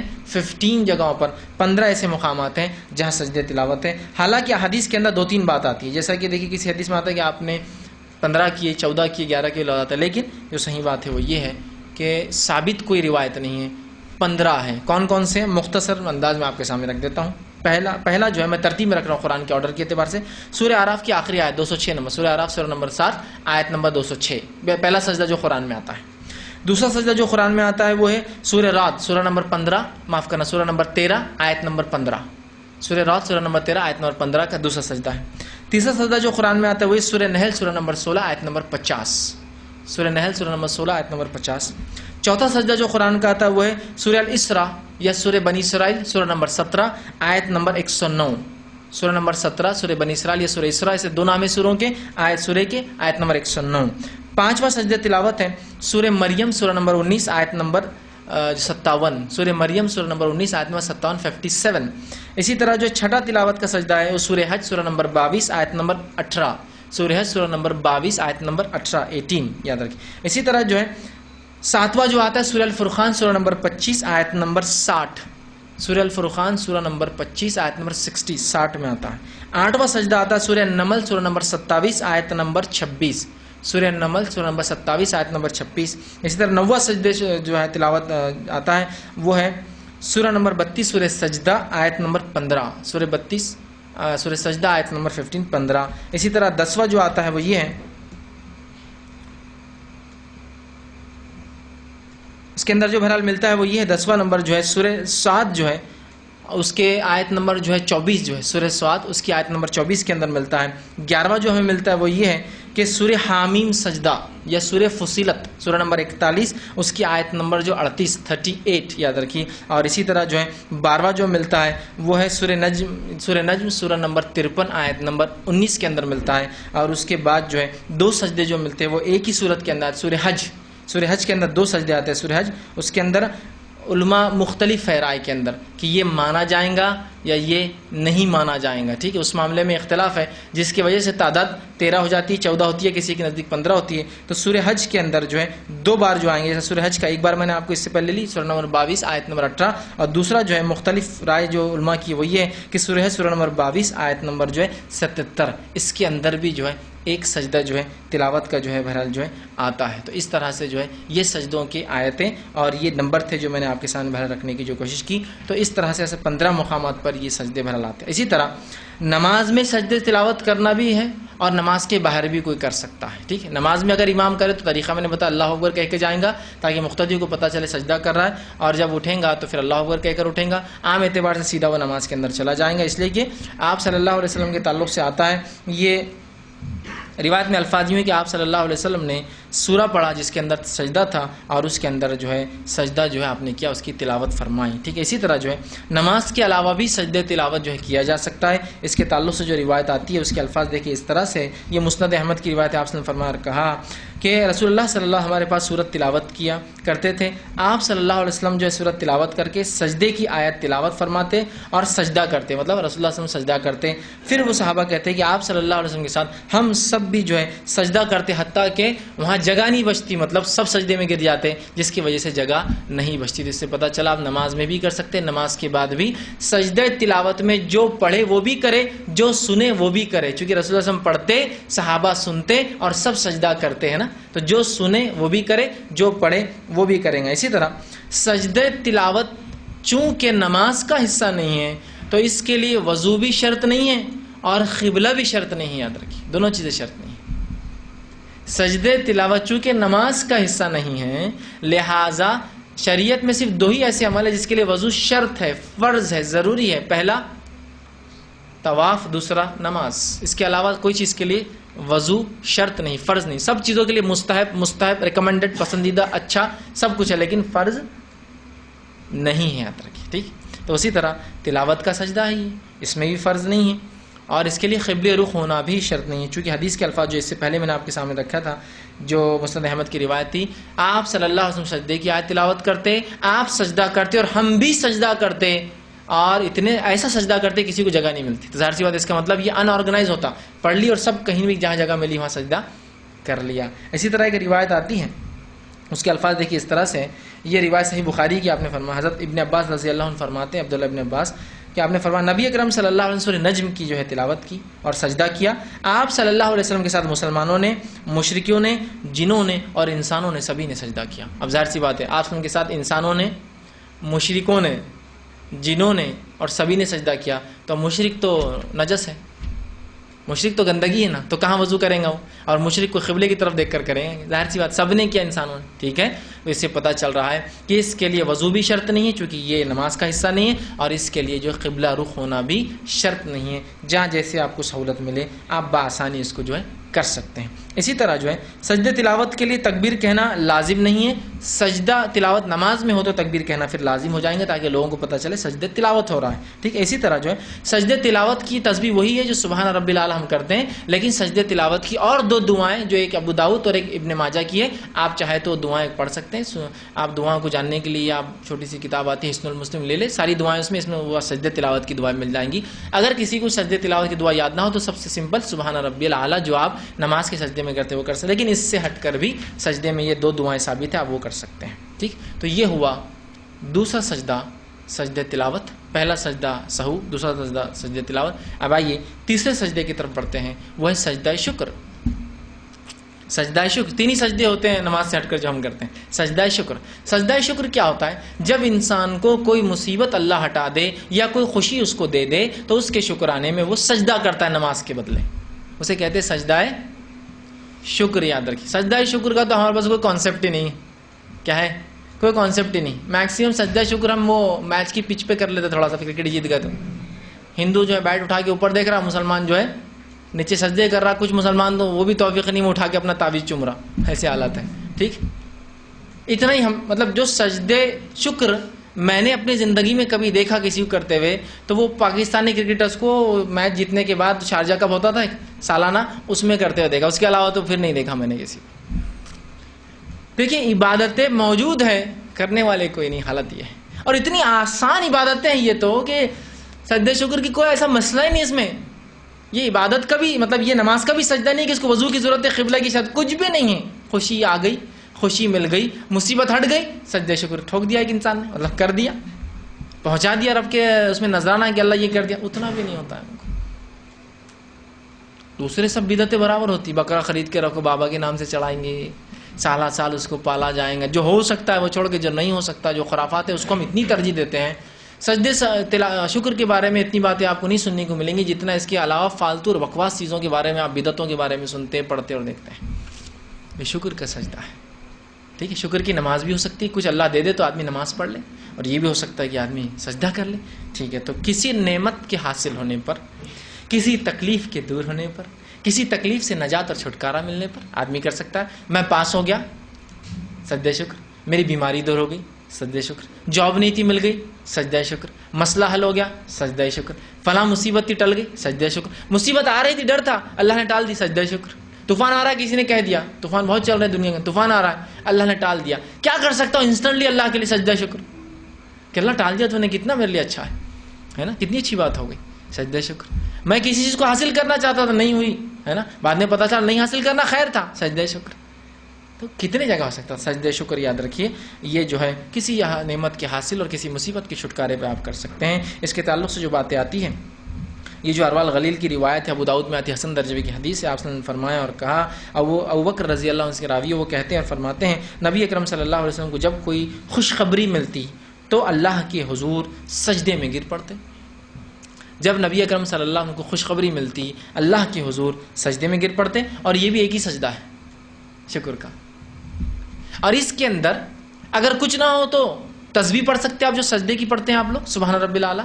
اور اس کے علاوہ سجدے شکر میں جو شکریہ اور حمد و ثنا کے کلمات آپ پڑھ سکتے ہیں پڑھ لیجیے. اس میں کوئی ممانعت نہیں، چونکہ عبادت کا سجدہ نہیں، یہ نماز کا سجدہ نہیں ہے. نہیں، سجدہ شکر شکرانے میں ہے تو اللہ کی حمد و ثنا ہونی چاہیے اس میں. تو سبحان رب الاعلیٰ تو چھوٹی، اس سے ہٹ کر بھی جو جو دعائیں آپ کو یاد ہے اللہ کی حمد و ثنا کی سب ادا کر دی. اللہ شکر ہے تیرا کہ نعمت تو نے دی، مصیبت کو میں سے ہٹا دیا، جو بھی یاد ہے سب دعائیں کر لیجیے آپ سے. تو یہ سجدہ ہے شکر ہوتا ہے. آپ سجدے میں گر پڑتے ہیں. اسی طرح جو ہے جو آتا ہے جو ہے دوسری حدیث جو ہے مسند احمد کی روایت ہے، آپ کے تعلق سے جو آتا ہے وہ حدیث یوں ہے. عبد الرحمن بن عوف اس کے راوی آپ فرماتے ہیں اور کہتے ہیں کہ نبی اکرم صلی اللہ علیہ وسلم سجدہ کیا اور لمبا سجدہ کیا، پھر اپنا سر اٹھا کر فرمایا کہ بے شک حضرت جبرائیل علیہ السلام میرے پاس آئے اور انہوں نے مجھے بشارت دی تو میں نے اللہ تعالیٰ کا شکر ادا کرنے کے لیے سجدہ ریز ہو گیا. میرے پاس جبرائیل علیہ السلام آئے اور مجھے خوشخبری دی، میں نے اس خوشخبری کو سن کر جو ہے اللہ کے سامنے ایک لمبا سجدہ کیا. آپ نے ایک سجدہ کیا لمبا، صحابہ کھڑے تھے، کیا بات ہے. بعد میں آپ نے کہا مجھے خوشخبری دی تھی جبرائیل علیہ السلام نے، میں نے سجدہ کیا. تو یہ سجدہ ہے شکر کہلاتا ہے، یاد رکھیے. ٹھیک ہے. اسی طرح جو ہے تیسری روایت بحقی کی آتی ہے، اس کے اندر جو ہے برا بن عازب رضی اللہ عنہ حدیث کے راوی فرماتے اور کہتے ہیں کہ علی رضی اللہ عنہ کو اللہ کے رسول نے یمن کی طرف بھیجا. اور راوی فرماتے ہیں کہ وہ جب آپ نے بھیجا تو حضرت علی نے اہل یمن کو قبول اسلام کی اطلاع دی. مطلب آپ نے واپس خط لکھا کہ اہل یمن نے اسلام قبول کر لیا. جب یمن کی خبر اللہ کے رسول کے پاس پہنچی اور مکتوب خط آپ کے ہاتھ میں تھا اور ایک صحابی کے ہاتھ میں تھا اور آپ کو پڑھ کر سنا رہے تھے، جو ہی یہ خبر پڑھ کے سنائی اللہ کے رسول سجدے میں گر گئے کہ چلو یمن کے لوگوں نے بھی اسلام قبول کر لی. سجدہ رہے تو خوشی کی خبر آئی، وہ ہو گیا. تکلیف بھی ہٹنے ظاہر سی باتیں انسان کرتا ہے. تو سجدہ شکر یاد رکھیے، اس کی تسبیح وہی ہے سبحان رب الاعلیٰ، یا اس سے ہٹ کر آپ کو جو لمبی. اس کے لیے بھی وضو شرط نہیں ہے اور قبلہ رخ ہونا شرط نہیں ہے، کیونکہ یہ بھی نماز کا سجدہ نہیں ہے. قبل رخ نماز میں ہونا شرط ہے، نماز کے علاوہ قبل رخ ہونا عبادتوں میں مستحب ہے. دعائیں بھی قبلہ رخ ہو کر کرنا چاہیے، مستحب ہے. سجدہ تلاوت بھی قبلہ رخ ہو کر کرنا چاہیے، مستحب ہے. سجدہ شکر بھی قبلہ رخ ہو کرنا مستحب ہے، لیکن فرض نہیں. فرض صرف نماز کا سجدہ ہے، چونکہ وہ عبادت ہے، اور نماز میں قبلہ رخ ہونا شرط ہے، کنڈیشن ہے، اور کنڈیشن کے نکلنے سے عمل خراب ہو جاتا ہے. یاد رکھیے، وہاں تو شرط ہے، یہاں شرط نہیں. سمجھ گیا بات کو؟ تو یہ تھی کچھ باتیں سجدہ تلاوت کے تعلق سے. تو آج میں نے آپ کے سامنے 3 سجدے، ان کی اہمیت اور ان کا طریقہ کار رکھا. پہلا سجدہ سہو، نماز میں جو سجدہ ہوتا ہے بھول پر. دوسرا سجدہ تلاوت، جو سجدہ تلاوت کے بعد انسان کرتا ہے جو قرآن کی تلاوت میں. اور تیسرا تھا سجدہ شکر، جو انسان کو کسی تکلیف کے ہٹنے یا خوشی کے ملنے پہ انسان کر سکتا ہے. اسی پہ اپنی بات کو ختم کروں گا. اللہ رب العزت ہمیں اپنے دین کو سمجھنے کی توفیق عطا فرمائے. ہم تمام کو جو ہے جو باتیں سنی گئی اسے عمل کرنے کی توفیق عطا فرمائے. جب تک ہمیں زندہ رکھے اسلام اور ایمان پر زندہ رکھے. خاتمہ ہمارا ایمان پر ہو. آخر دعوانا ان الحمدللہ رب العالمین. سبحان ربک رب العزت عما یصفون والسلام علی المرسلین والحمد للہ رب العالمین. بسم اللہ الرحمن الرحیم. الحمد للہ رب العالمین والصلاة والسلام علی خاتم النبیین والمرسلین. رب اشرح لی صدری ویسر لی امری واحلل عقدۃ من لسانی یفقہوا قولی. جی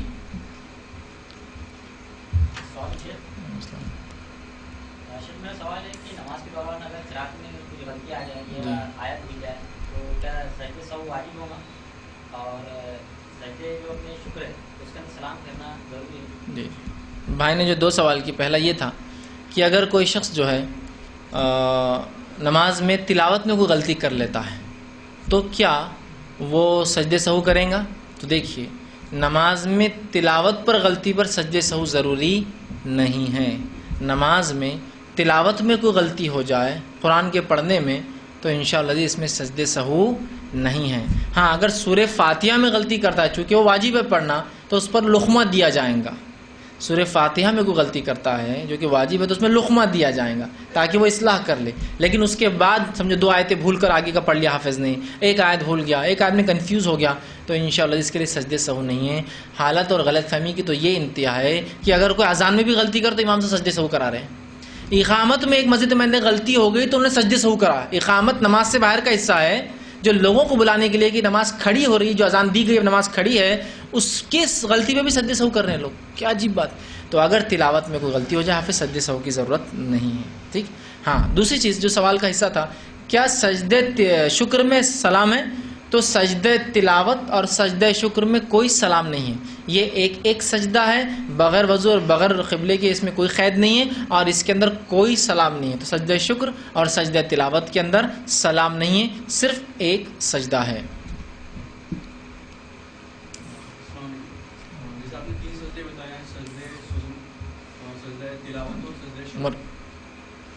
جی، سجدہ تلاوت میں ہم سبحان ربی الاعلیٰ کے علاوہ کچھ اور پڑھ سکتے ہیں، اور دوسری بات یہ ہے کہ ان 3 سجدوں کے سوا ہم اور کوئی سجدہ کر سکتے ہیں، جیسے کوئی حاجت کے لیے کرتا ہے یا پھر اور کوئی وجہ سے. جی، بھائی نے سوال کیا کہ جو انسان جو ہے سجدہ کرتا ہے تو اس سجدے کے اندر جو ہے یہ 3 کے علاوہ کیا کوئی اور سجدہ ہے کسی حاجت کے لیے، کسی کام کے لیے انسان جو کر سکتا ہے؟ تو یاد رکھیے، سجدہ سہو، سجدہ تلاوت، سجدہ شکر کے علاوہ کوئی سجدہ نہیں جو انسان کر سکتا ہے کسی اور کے سامنے نہیں.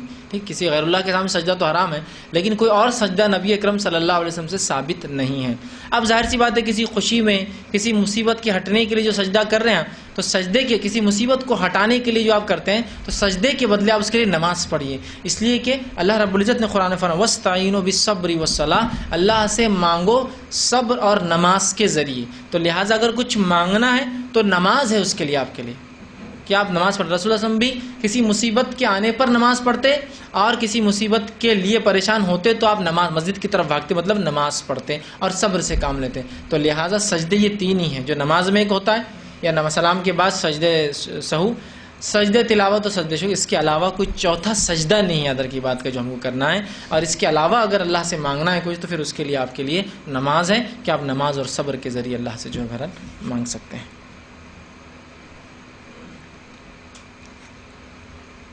کسی نے سوال کیا سجدے سہو کا پہلا طریقہ تحیات کے بعد سلام کے بعد 2 سجدے ہیں؟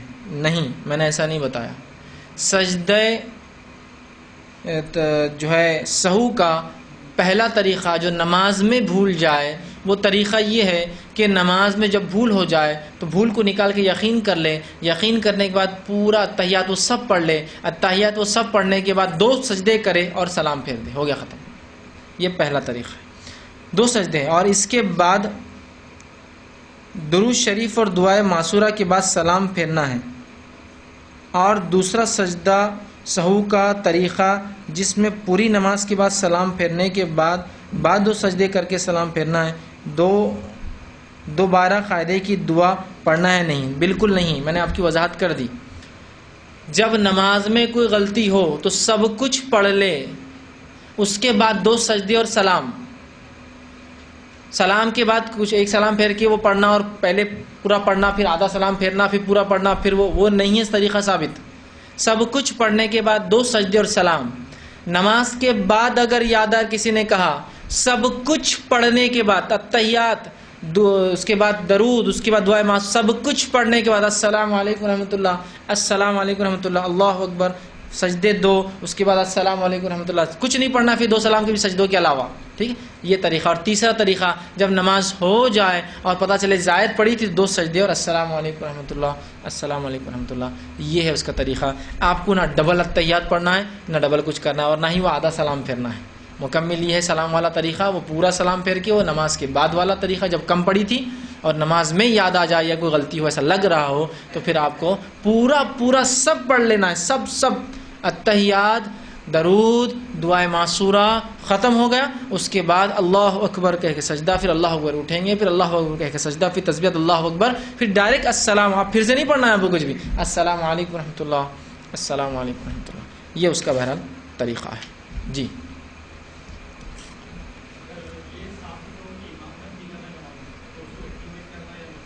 جی جی جی جی جی جی جی بھائی نے ایک بہت اچھا سوال کیا، سجدے سہو سے کیسا، مطلب سجدے سہو کی ضرورت نہ پڑے تو آدمی امام کو کیسے روکا جائے کہ 3 رکعت نہ ہو؟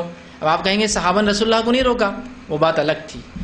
رسول اللہ صلی اللہ علیہ وسلم کو 3 رکعت پہ صحابہ نے سلام پھیرنا، قاعدے میں پہلے نہ بیٹھنا اور نبی کے پیچھے چلنا، وہ اس لیے تھا کہ نبی شارح تھے، شریعت اتر رہی تھی اور تبدیلیاں آتی تھی اس میں، تو صحابہ یہ سوچ رہے تھے شاید قاعدہ ختم ہو گیا، شاید رکعتیں کم ہو گئی، شاید رکعتیں بڑھ گئی، سمجھ رہا، لیکن پھر بھی ڈاؤٹ ہوا تو پوچھ لیا، سمجھ رہا بات کو نماز کے بعد۔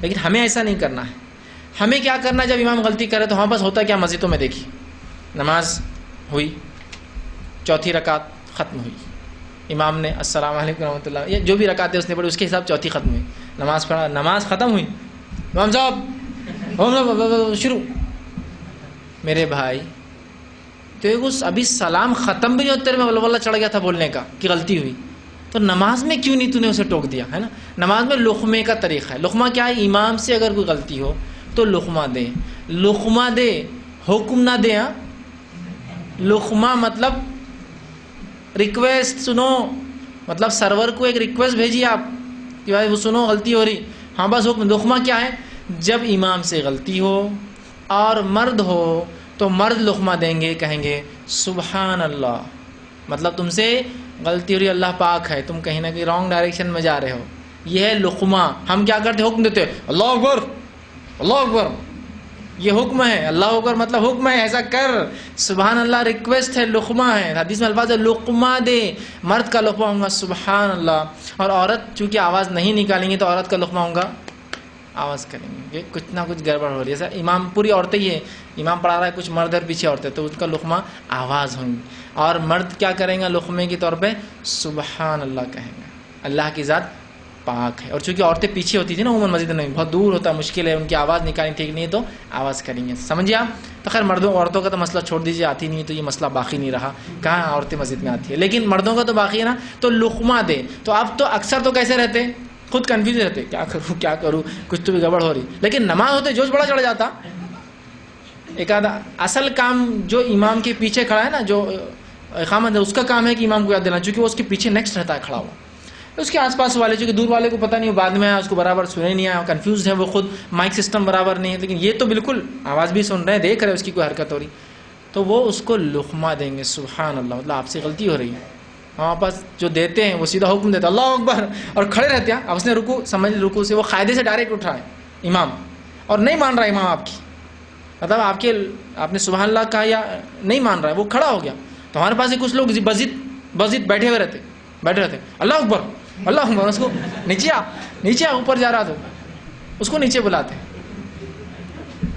اس کو نیچے نہیں بلانا ہے آپ کو, سبحان اللہ کہنا. اور اس پر بھی وہ اٹھ گیا, کھڑے ہو جائیے, آپ بھی کھڑے ہو جائیے.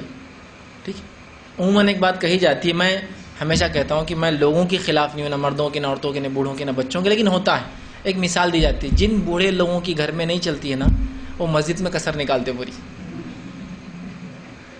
بھاگو رے, تو بالغ ہو گیا کہ جو پہلی صف میں کھڑا ہوا آ کے عقل لڑائی کے دیکھو یہ فلاں امام صاحب بولتے رہے جان دو نا حضرت, وہ خوب وہ کرتے, مطلب مسجد میں بھول کے پھر امام صاحب بولتے یہ ہے نا اس کی بیوی چلنے نہیں دیتی گھر میں, اب بڈھا ہو گیا بچے بھی نہیں سنتے تو آ کے یہاں چلاتا. تو ایسا ہوتا ہے بہت سی جگہ. ایک مرتبہ ایک صاحب نے جو ہے سورہ ناس پڑھ دی پہلے, اس کے اندر سورہ ناس پہلی رکعت. اب بتا دیا گیا تھا کہ سورہ ناس تو آخری ہے, قرآن کو ترتیب میں پڑھنا چاہیے لیکن ترتیب ہٹنے سے کوئی گناہ نہیں ہوتا. تو سورہ ناس انہوں نے پہلی پڑھ دی. جب سورہ ناس ہو گئی تو ایک بوڑھا آدمی اتنا جوش میں آ گیا, نماز چھوڑ کے اب پڑھ کیا پڑھتا, اب پڑھ, مطلب اگلا کیا پڑھتا, اب تو سورہ ناس پڑھ دیا تو نے, اب پڑھ, بولے اب پڑھ کیا پڑھتا نماز چھوڑ کر. کتنی عجیب بات ہے نا. تو ایسا نہیں ہے, یاد رکھیے. بہرحال تو جو ہے ہم کو اس چیز کو سمجھنا ہے. تو ہم لقمہ دیں گے, سبحان اللہ بولیں گے تو امام سمجھ جائیں گا. اور اگر امام نہ سمجھے آپ کے لقمے کے بعد بھی کیا مسٹیک ہو رہی ہے تو آپ اس کو نماز کو خراب مت کیجیے, ورنہ آپ اتنے بار سبحان اللہ بولیں گے کہ وہ پریشان ہو جائیں گے, اس کو سمجھ میں نہیں آ. اس کو آپ سمجھ لیجیے اس کو قاعدہ بھول ہی گیا مکمل, وہ کھڑا ہونا ہی چاہ رہا ہے. آپ بزید اس کو اللہ اکبر نہیں بولیں گے, پہلے سبحان اللہ. اگر وہ آپ کی بات نہیں سنتا ہے لیکن سمجھ لیتا ہے کہ مسٹیک ہو گئی اور کھڑا ہو جاتا ہے تو آپ کھڑے ہو جائیں گے. اور پوری نماز سے پہلے اگر وہ سجدے سہو کر لیتا ہے تو وہ قاعدے کے بدلے سجدے سہو کافی ہو جائیں گے. سمجھے آپ بات, وہ سجدے سہو اس قاعدے کے بدلے سے آپ نے پڑھایا نماز, قاعدہ بھول گئے, آپ نے سجدے سہو کیا اور کہہ دیا کہ رکعت سے قاعدہ ان کا بھرا ہو گیا. ٹھیک ہے, بات کو سمجھ رہا. تو قاعدہ جو ہے اس کو جو ہے اگر نہ بھی ہو, کھڑے ہو جائے تو آپ چھوڑ دیں, پھر وہ سجدہ. ہاں کوئی رکن اگر چھوٹ جائے تو وہ رکعت اس کو دہرانی پڑیں گی, رکن اگر چھوٹ جائے. لیکن ہوتا ہے کبھی آپ لقمے دے رہے اور وہ نہیں سمجھ پاتا ہے بیچارہ, چھوڑ دیجیے اس کو. ٹھیک ہے. تو بہرحال یہ ایک اچھی بات ہے کہ ہم لقمہ دیں, اس کو بتائے اس کی غلطی, تاکہ بعد میں مسئلہ ہی نہ کھڑے ہو. پھر مسئلہ کھڑے ہوتا ہے اور پھر آخر میں طے کیا ہوتا ہے, پھر سے پڑھاؤ. چلے امام صاحب بولتے چلو آپ کھڑے رہو, اور پھر سے شروع کر دیتے. اور پہلی نماز کے مقابلے دوسری نماز بڑی ذریعہ فاسٹ رہتی ہو, تھوڑی اسپیڈ والی رہتی ہو. پہلی والی چونکہ اب پہلے ہو گیا نا تو تھوڑا تیز چلتے. حالانکہ اگر پہلی تھی خوشی و خضوع, دوسری اگر وہ نہیں ہوئی آپ بولے دوسری بھی تو اتنی خوشی اور خضوع سے ہوں گی نا. تو بہرحال دہرانے کی ضرورت نہیں, سجدے سہو کا طریقہ ہم سیکھ لیں اور لقمہ دے تو بہت سی بار یہ مسئلہ ہٹ جائیں گا اور سجدے سہو کی ضرورت بھی انشاءاللہ عزیز محسوس نہیں ہوگی. کسی نے ایک سوال کیا ہے, اگر ہم ہندی میں قرآن پڑھ رہے ہیں یا کسی ترجمے کا قرآن پڑھ رہے ہیں اور اس میں سجدے کی آیت آئے تو کیا کریں؟ تو دیکھیے ترجمے پہ سجدے پڑھنا یہ ثابت نہیں ہے. عربی متن ہو, عربی میں آپ پڑھیں اور جو ہے پھر سجدہ کریں. دوسرا کچھ لوگ سوال کرتے ہیں اگر میں وہ آیت کو یاد کر رہا ہوں سجدے تلاوت کی تو کیا جتنے بار دہراؤں اتنی بار پڑھوں؟ تو یاد رکھیے جب کوئی آدمی اس کی آیت کو پڑھ رہا ہے تو ایک بار کر دے کافی ہے اس کے لیے, چونکہ وہ اس کو یاد کر رہا ہے نا, ریپیٹیٹیولی یاد کر رہا ہے, تو ایک بار پڑھ دے کافی ہے. اور اگر نہ بھی پڑھے تو سجدہ تلاوت واجب اور فرض نہیں ہے, وہ صرف سنت اور مستحب ہے. تو لہٰذا گناہ گار تو وہ نہیں ہوں گا. ٹھیک, گناہ گار تو نہیں ہوگا. تو قرآن میں اگر آپ ترجمہ پڑھ رہے ہیں کہ وہ لوگ جو نیک ہوتے ہیں وہ اللہ کو سجدہ کرتے ہیں, وہ تو ٹھیک ہے ترجمہ ہے, لیکن اصل تو جب آپ تلاوت کریں گے, سجدہ تلاوت ہے نا, تو یہاں سجدہ ترجمہ نہیں ہے, تو تلاوت پر ہی ہوں گا. جب عربی میں ہی آپ پڑھیں گے کہ وہ مومنین جو ہے اللہ کو سجدے میں گر جاتے ہیں تو پڑھیں گے, لیکن اس کے ترجمے پر آپ کو پڑھنے کی ضرورت نہیں. یا کوئی بار بار یاد کر رہا ہے تو علماء نے کہا ضرورت نہیں ہے اس کو, اور ویسے بھی یہ واجب نہیں ہے, تو لہٰذا انشاءاللہ انسان گناہ گار نہیں ہوگا, ایک بار کر دے وہ کافی. کچھ لوگ کہتے ہیں کہ سجدے تلاوت پتہ نہیں کتنے چھوٹے, ہم کیا کریں؟ تو پڑھنا ہے تو پڑھ لیجیے, لیکن نہ بھی پڑھے تو کوئی ایشو نہیں, اس لیے کہ ایسا صحابہ سے تو ملتا نہیں کہ انہوں نے کلیکٹیولی یاد رکھا ہو کہ بھائی اتنے سال کے اتنے چھوٹے ہوں گے اتنے بار تو چلو ایک ساتھ پڑھتے ہیں. ایسا درست نہیں ہے, یاد رکھنا چاہیے, دیکھنا چاہیے تبھی. ٹھیک. اور سجدے تلاوت کو یاد رکھنے کا سب سے بہترین طریقہ یہ ہے کہ ہمارے امام عام نمازوں میں بھی اس کو پڑھا کرے نہ ہے تو تب ہم کو یاد ہوں گے سجدے تلاوت کہاں کہاں ہے. ورنہ ہوتا ہے کہ جب کبھی حج کو چلے جاتے حرم میں اور وہاں کھڑے ہوتے نماز کے لیے, امام بالکل اپنی روانی میں عام نمازوں کے اندر سجدے تلاوت پڑھ دیتا اور سیدھا اللہ چلے جاتا. ہمارا ہندوستانی پاکستان رکوع میں جا کے دیکھتا رہتا, ارے یہ پورے نیچے گر گئے اب تو, انہیں رکوع میں رہتا ہو, کبھی کبھار تو مغال تھا ان کی نماز الگ تو نہیں ہے, کون سی نماز پڑھ رہے بھائی. ہاں پھر اس کو وہ تو چھوٹ جاتا اس کے جب تک، پھر اس کو یاد آتا سجدے، بعد میں پوچھتا یہ سجدے تلاوت تھا، سجدے تلاوت پڑھ لی کہ ہم تو صرف رمضان میں پڑھتے ہیں، عام نماز فجر میں تو تقریباً حرام کے سجدے تلاوت ہوں گا ہی اس کے اندر، مسجد نبوی میں تو بالکل شور ایک رکعت میں تو لیں گے ہی سجدے تلاوت اور سجدہ کر لیں گے، سمجھ رہے ہیں بات؟ تو جب سجدے تلاوت پڑھا جائیں گا نا تو یاد رہیں گے، پھر لوگ یاد نہ ہی سجدے تلاوت رہتا وہ کرنا پڑتا، تو یہ بہت اہم چیز ہے یاد رکھیں۔ الحمدللہ کچھ اماموں کو میں نے دیکھا ہے لیکن بہت ڈرتے ڈرتے صرف فجر میں پڑھاتے ہیں، کیونکہ وہاں فجر میں لوگ کم رہتے ہیں، ہمارے پاس میں جس مسجد نماز پڑھتا ہوں ماشاءاللہ وہ تو کم از کم ہفتے میں 2-3 بار تو سجدے تلاوت پڑھتے ہی ہے فجر کے اندر، مطلب وہ، اور وہاں سب کو مسلم کو عادت ہے جو گنے چنے 10-12 لوگ ہی سب کو پتہ ہے، تو اتنے ہوتے، تو عادت جب آپ عام نمازوں میں جب تلاوت ہوتی ہے جیسے مغرب ہے عشاء ہے، جب اس میں پڑھیں گے تو پتہ چلیں گا سجدے تلاوت اور لوگ کریں گے نا، رسول اللہ فرض نمازیں پڑھا رہتے اور سجدے تلاوت کر رہے تبھی صحابہ کو پتہ چلا نماز میں سجدہ ہوتا ہے، ٹھیک ہے، یہ تھوڑی حدیث میں کہ تراویح آپ پڑھا، تراویح 3 دن ہی پڑھائی آپ نے، یہ تو اس میں تھا نا، تو فرض نمازوں میں عادت ہوں گی تو پھر وہ عادت رہیں گی، ورنہ پھر وہ ہوتا ہے کہ کب کرنا ہے کیا وہ ہم کو یاد نہیں رہتا، تو امام کوشش کرے اس میں پڑھائے تو پھر مقتدیوں کو بھی اس کی عادت ہوگی سجدے تلاوت کو جو ہے نمازوں کی جو ہے پڑھنے کی، اور وہ انشاءاللہ اس کا عادت ہے۔ اسی طرح جو ہے ایک حج کو یہ سال جو لوگ گئے تھے اور بالخصوص جو جن کا 2nd نمبر مسجد نبوی میں بعد میں آیا، جو نکلتے وقت مسجد نبوی مدینہ سے ہوتے ہوئے، کچھ لوگوں نے بتایا کہ 1 محرم تھی اور اچانک جو ہے وقت جو ہے ایسا نہیں تھا کہ نماز کا وقت ہو، ظہر ہو چکی تھی، عصر سے پہلے کا وقت تھا، اور لوگ بھاگنا شروع کر دیا اور مسجد نبوی میں جماعت کھڑی ہو گئی، تو بہت سارے ہمارے ہندوستانی پاکستانی ایک دم دیکھو محرم کی نماز چھوڑ دیتے تم لوگ، محرم کی نماز ہو رہی ہے، 1 محرم تھا اس دن، محرم کی نماز ہو رہی، بولے مدینے کے اندر بہت خوش ہو گئے لوگ، جا کے صف میں مل گئے، آپ نماز چل رہی لمبی، ٹھیک، اور صرف خیام ہو رہے اور رکوع ہو رہے اور خیام ہو رہے اور رکوع ہو رہے، صلاۃ الکسوف تھی، وہ سورج گرہن کی نماز تھی، اس کے اندر ہوتا ہے تکبیر، نماز باندھی جاتی ہے، رکوع ہوتا ہے، رکوع کے بعد پھر کھڑا ہوتا ہے امام، پھر ہاتھ باندھ لیتا، پھر نماز ہوتی، پھر قیام ہوتا، پھر رکوع کرتا، پھر رکوع، پھر کھڑا ہوتا، پھر قیام کرتا، پھر رکوع، جب تک کہ وہ سورج ہٹ نہ جائے تب تک چلتی ہو، تو یہ سب بیچارے بھاگ رہے ہیں کہ کچھ دیکھیے عادت نہیں ہونے سے کیا ہوتا، کھڑے ہو گئے، اب وہ امام رکوع میں چلے گئے، پھر اس نے سمیع اللہ لمن، پھر اللہ اکبر کھڑا ہو گیا، پھر ہاتھ باندھ دیا، سب کھڑے، ارے بولے یہ محرم کی نماز الگ رہتی، بولے تھوڑی سی عام نمازوں سے، بولے 1 محرم ہے، جب بعد میں نکلے تو پتہ چلا صلاۃ الکسوف تھی، سورج گرہن کی نماز تھی، ہے نا، خسوف اور کسوف ہم بس نہیں پڑھتے، نہیں پڑھنے کا نتیجہ ہوتا ہے، تو سجدے تلاوت ہوتے نہیں ہیں نمازوں میں، پڑھتے نہیں ہیں، تو ہم کو پتہ نہیں سجدے کا ہے۔ اسی طرح جو ہے وہ نمازیں جو اللہ کے رسول سے سنت سے ثابت ہے، صلاۃ الکسوف تو آپ صلی اللہ علیہ وسلم اتنی دیر پڑھتے جب تک کہ گرہن ختم نہیں ہوتا، آج کل تو پریسائزلی معلوم ہوتا 10 منٹ کا ہے، 15 منٹ کا ہے، تو وہ جتنے منٹ کا اتنے منٹ نماز تھی، وہ تو اتنی دیر امام کو کھڑا ہونا اور نماز پڑھتے رہنا اتنی دیر تک، ٹھیک، تو اور چونکہ وہ لمبی نہیں ہو سکتی تو آپ نے اس میں کئی رکوع اور قیام کیے، اس کے اندر ایک ہی رکعت میں 2 کا، ایک روایت میں 3 کے لفظ آتے ہیں کہ 3 قیام اور 3 رکوع، تو 1 رکعت، پھر 3 قیام اور 3 رکوع، پھر دوسری رکعت، ٹھیک، تو بہرحال عادت ہونا چاہیے ہم کو ان تمام چیزوں کی، تاکہ ہمیں پتہ چلے یہ تمام چیزیں۔ بدعتوں میں کیسا ہم کو اسپیسیفک معلوم رہتا، اتنے گرام شکر ڈالنا پڑتا، اتنا روا لینا پڑتا، اتنے میدا، اتنے کی وہ کٹوری بنتی ہے ملیدے کی، ہاں اتنا ہی فلاں ہونا، کتنا 11 کلو میدا، 11 کلو روا، 11 کلو یہ 110 گرام ہے نا، تو ویسا شریعت کے دوسرے احکامات ہم کو اتنی باریکی سے نہیں، جتنی بدعت اور خرافات ہم کو پتہ ہے۔ بہرحال تو ان چیزوں کو سمجھنے ضرورت، تو لہٰذا اگر آپ سجدے تلاوت تبھی کریں گے جب آپ اس کو عربک میں پڑھیں گے، ٹرانسلیشن پہ انشاءاللہ سجدے تلاوت آپ پر واجب نہیں، چونکہ وہ تلاوت ہی نہیں بلکہ آپ سمجھ رہے ہیں قرآن کو۔ جی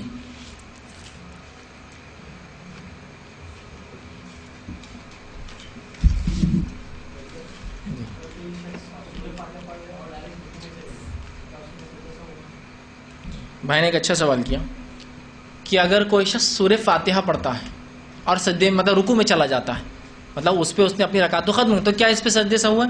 تو یاد رکھیے نہیں، اس لیے کہ نماز میں رکعت میں سورہ فاتحہ ہونے سے رکعت مکمل ہوگی، ضمی سورہ ملانا سنت ہے۔ نبی اکرم صلی اللہ علیہ وسلم نے ایک مرتبہ ظہر کی نماز پڑھائی اور چاروں رکعتوں میں آپ نے صرف سورہ فاتحہ پڑھا، ظہر کی فرض نماز پڑھائی اور چاروں رکعتوں میں آپ نے صرف سورہ فاتحہ پڑھا، تو اس سے پتہ چلا سورہ فاتحہ یہ کافی ہے۔ تو اگر کسی نے صرف سورہ فاتحہ پڑھ کے رکوع کر دیا، سجدے سہو نہیں ہے اس پہ، اس لیے کہ سورہ فاتحہ پڑھنے سے رکعت مکمل ہو گئی، اس نے اس کا حق ادا کر دیا۔ ہاں سنت یہ تھا کہ اس نے جوڑنا چاہیے تھا، نہیں جوڑنے سے انشاءاللہ سجدے سہو اس پر لیکن واجب نہیں آئیں گا، یاد رکھیے، ٹھیک۔ اور یہ سوال کا جواب ان لوگوں کے لیے بھی ہوتا ہے، بہت سے لوگ نماز کو الٹی پڑھتے ہیں، معلوم آپ کو، الٹی پڑھتے ہیں، امام کے ساتھ آپ جا کر ملے تیسری رکعت میں، امام نے پڑھا سورہ فاتحہ صرف، چوتھی رکعت میں صرف سورہ فاتحہ، اب آپ کھڑے ہوں گے تو لوگ کیا کرتے ہیں معلوم آپ کو، الٹی نماز، سورہ فاتحہ کے ساتھ ضمی سورہ ملاتے، کیوں؟ تو بولے میری پہلی اور دوسری چھٹی، تو امام کے پیچھے کون سی پڑھا اس نے؟ تیسری اور چوتھی، اب کیا پڑھ رہا وہ خود کی پہلی اور دوسری، ایسی نماز الٹی ہوتی ہے، ایسی الٹی نماز ہوتی ہے۔ امام کے ساتھ جو آپ کی تیسری تھی، آپ کی امام کی تیسری تھی، آپ کی پہلی تھی، وہ آپ بولیں ضمیر سورہ واجب نہیں ہے نا،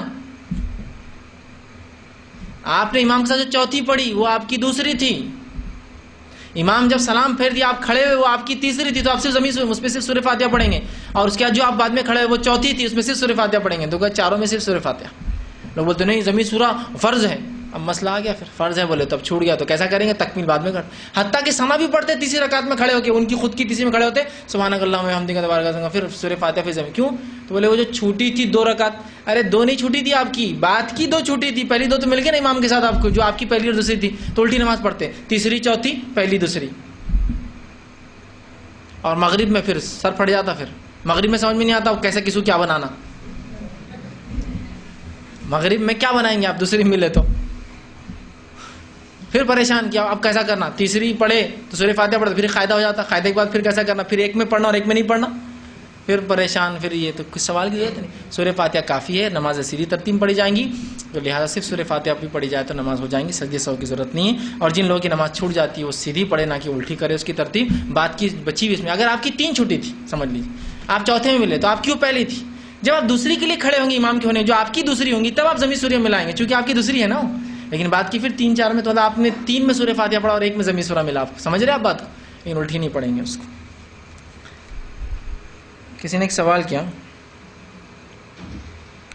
اگر نماز کے وقت رکعت بھول جاتی کہ 3 پڑھے یا 4 پڑھ چکے ہیں تو اس وقت کیا کرنا چاہیے؟ تو اگر آپ نماز میں بھول گئے کہ آپ نے 3 رکعت پڑھے یا 4 رکعت پڑھے نماز میں ہی، تو آپ سجدے سہو کر لیں گے، سجدے سہو کے لیے آپ جو ہے جو آپ کو یقین ہو اس یقین کو پہلے فکس کر لیں گے کہ 2 پڑھی یا 3 پڑھی، 3 پڑھی 4 پڑھی، کم کو لے لے، اس کے بعد آپ پورا قاعدہ کریں گے، سب کچھ آپ پڑھ لیں گے، اس کے بعد آپ 2 سجدے کریں گے اور سلام پھیر دیں گے۔ یہ طریقہ جو نماز میں آپ کو لگے کوئی چیز بھول اور چوک ہو رہی ہے تو آپ کو جو یہ پڑھنا چاہیے، لیکن یاد رکھیے بہت سی بار عورتیں اور بہت سے مرد بھی کمپلین کرتے ہیں کہ ہم ہر بار اگر سجدے سہو کر لیتے تو ہم کو ڈر لگ رہا ہماری چھوٹ گئی، ہر بار کے لیے نہیں، یاد رکھیے یہ اپنے وسوسوں کا مرکز مت بنا دیجیے سجدے سہو کو، کہ وسوسے آ رہے اور آپ ہر بار سجدے سہو کر کے اپنے آپ دل کو تسکین پہنچا رہے کہ ہو رہی کیا نہیں ہو رہی کنفرم کریں، نہیں، یہ صرف یقینی طور سے آپ کو شک ہو رہا ہے کہ یقینی شک کہ شک ہے مجھے کہ چھوٹ رہا ہے، نہیں تو یہ کچھ لوگوں کو ایک فوبیا ہی رہتا، بس نماز کو کھڑے ہوئے اب بھول جاتی کہ میں، اب بھول جاتی کہ میں، اب بھول جاتا کہ میں، اور بس پوری نماز میں صرف یہ یاد رکھنے کے چکر میں پوری نماز بھولتے کہ میں کتنی رکعتیں پڑھنی، یا پھر رکعت بھول جاتے تو سورہ یاد رکھتے، سورہ یاد رکعت بھول جاتے، نہیں، یقین کر لیجیے۔ اور اگر آپ کو بہت کثرت سے وسوسے آتے ہیں، شیطان بہت بہکاتا ہے، تو خاص طور سے سجدے سہو مت کیجیے پھر آپ، یہ اس لیے کہ آپ کا علاج بتا رہا ہوں دماغی، آپ بیمار ہو چکے ہیں ذہنی طور سے وسوسوں کی وجہ سے، آپ کو ان وسوسوں کو ختم کرنا ہے، ورنہ شیطان آج نماز میں، کل وضو میں، پرسوں غسل میں، طہارت میں، ہر کام میں چیز لگی یا نہیں لگی، مائک کھلا نہیں کھلا، یہ چیز صاف ہوئی نہیں ہوئی، بس ختم، وساوس کا مرکز بن جائے گا آپ کا پورا زندگی۔ تو اس وسوسوں کو توڑنے کے لیے کہہ رہا ہوں صرف میں اس حد تک کہ شیطان وسوسہ ڈال رہا ہے، آپ کا وضو ٹوٹ گیا نماز میں تو بولا آج ایسی ہی نماز پڑھنے کی تھی اپنے کو بغیر وضو کے، چل نکل شروع اپنا، سمجھ رہے؟ یہ وسوسہ ہے، چونکہ یقینی چیز نہیں، شیطان آپ کو وسوسے ڈال رہا ہے، وضو ٹوٹ گیا بول کر آپ کا، آپ نہیں کریں گے، آپ سجدے سہو نہیں توڑیں گے آپ نماز، آپ بولنا ایسی چیز پڑھنے کی تھی۔ کچھ لوگوں کو پیشاب کے خطرے کا وسوسہ ڈالتا ہے، اور تمہارے پیشاب خطرے نکل، آج ایسی چیز پڑھنے کی تھی، بولنا بغیر طہارت کے نماز، جاؤ شروع اپنا، تو وسوسے کم ہوتے ہیں معلوم، ورنہ لوگ نماز جس کو اپنے وضو میں وسوسے شروع ہو، یاد رکھیے اس کے غسل، اس کی نماز اور اس کی ساری عبادتیں ضائع ہو جاتی ہیں۔ پھر حتیٰ کہ کچھ لوگ حج کو گئے جن کو وسوسوں کی بیماری ہو چکی تھی، طواف بھی کر رہے تو ان کو یقینی 7 ہوئے گا، 7 14 21 بس پریشان، اور آخر میں گھر والے پکڑ کے لے جا رہے ہیں بس کر دو بس کر دو، یہ وسوسے تمہارے جو بہت پرابلم دے رہے ہیں ہم کو۔ پھر آئے بات بھی میرے کو شک ہی چھوڑا میرا حجوا کہ نہیں، پھر کرتا ہے پہلا بھی شک میں دوسرا بھی شک، یہ وسوسے بیماری ہے، اس بیماری کو ٹیکل کرنا پڑے گا، اور اس کا سلوشن جو میں نے دیکھا لوگوں کو جس سے فائدہ وہ یہی ہے، شیطان وسوسے ڈال رہا ہے کہ ہاتھ دھلا نہیں دھلا، تو آج گندے ہاتھ سے کام کرنے کا ہے، چلو نہیں تمہارا ہاتھ بہت گندی جگہ لگاؤں گا، آج گندی جگہ ہاتھ لگا کے کام کرنے کا ہے، تم نے شاید دروازہ کھلا بول کے چیک کر لو ایک بار، آج دروازہ کھلا رکھ کے ہی جانے کا ہے میرے کو۔ کچھ لوگوں کو جب بیماری ہوتی ہے نا وسوسوں کی، دروازہ لگا نہیں لگا، کھٹ کھٹ کھٹ کھٹ کھٹ کھٹ کھٹ کھٹ کھٹ بس کھڑے بس، پھر کھٹ، وسوسہ ہے، شیطان بڑا لگا نہیں لگا، آج کھلا رکھنے کا تھا اپنے گاڑی کو، آپ چابی بھول گئے، آج چوری ہونے تو یار چابی لگانے کا ہی تھا آج اپنے۔ یہ وسوسوں کا علاج بتا رہا ہوں میں، کبھی کبھار کسی سے ہو تو یہ تو الگ بات ہے، وسوسہ نہیں، لیکن جو وسوسے آتے ہیں اگر ان کو آپ حاوی ہونے دیں گے نا یہ آپ کو مریض بنا دیں گے، ذہنی بیمار. آپ کی نمازیں نہیں. تو اگر ایسا آپ کو وسوسہ ہمیشہ ہو رہا ہے پھر تو آپ نہیں پڑھیں گے. اور اگر شیطان بولے ارے 3 رکعت ہی پڑھے تو نماز کیوں آتا ہے، وہ 3 ہی پڑھے تم نے خالا، نہیں ہوتی نماز 3 ہوتی تو بولنا آج 3 ہی پڑھنے کا تھا. ارے 3 تھوڑی ہوتی، نہیں آج 3 ہی پڑھنے کا تھا، تم چلے جاؤ بولنا بس یہاں سے، تمہاری ضرورت نہیں سمجھانے کی، تم اتنے خیر خواہ نہیں ہمارے، ہے نا، اتنے خیر خواہ نہیں، تو ہم سمجھ نہیں پا رہے. تو شیطان کبھی ایکسٹریم وساوس ڈالتا ہے انسان، ایکسٹریم وساوس، تو یہ وسوسے. تو بہت سے لوگ ہمیں بات آتا ہے کہ ہم ہر نماز میں سجدے سہو کرتے ہیں، نہیں، اس کی اجازت نہیں. ایکسٹریم وساوسوں کا علاج نکالیے، نہ کہ اس کو اپنے اوپر حاوی کیجیے. جی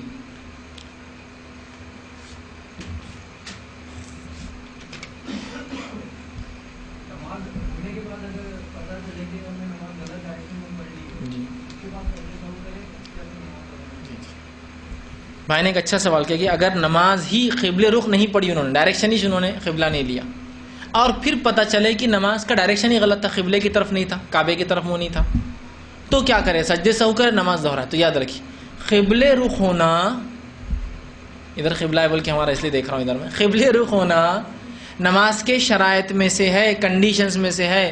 تو اگر میں نے نماز پڑھ لی اور کسی نے کہا قبلہ ادھر نہیں ہے تو پوری نماز دہرانا پڑے گی، چونکہ میں نے ایک کنڈیشن ہی فلفل نہیں کی. نماز کے لیے طہارت ہونا کنڈیشن ہے، وضو ہونا کنڈیشن ہے، جگہ کا پاک ہونا کنڈیشن ہے، قبلہ رخ منہ ہونا کنڈیشن ہے، شرط ہے. شرط کے ضائع ہونے سے عمل ضائع ہو جاتا ہے. تو لہٰذا قبلہ ادھر تھا، میں نے ادھر پڑھ لیا، کسی نے کہا قبلہ ادھر تھا، میں نیا تھا شہر میں، تو مجھے پوری نماز دہرانا ہوگی، سوائے مسافر کے. مسافر جب سواری پر ہوتا ہے تو اس کو اختیار ہے جدھر منہ کر کے چاہے پڑھے، اس لیے کہ نبی اکرم صلی اللہ علیہ وسلم کو دیکھا گیا آپ اونٹ پر سوار تھے، قبلہ اس طرف تھا اور آپ اس طرف نماز پڑھ رہے تھے.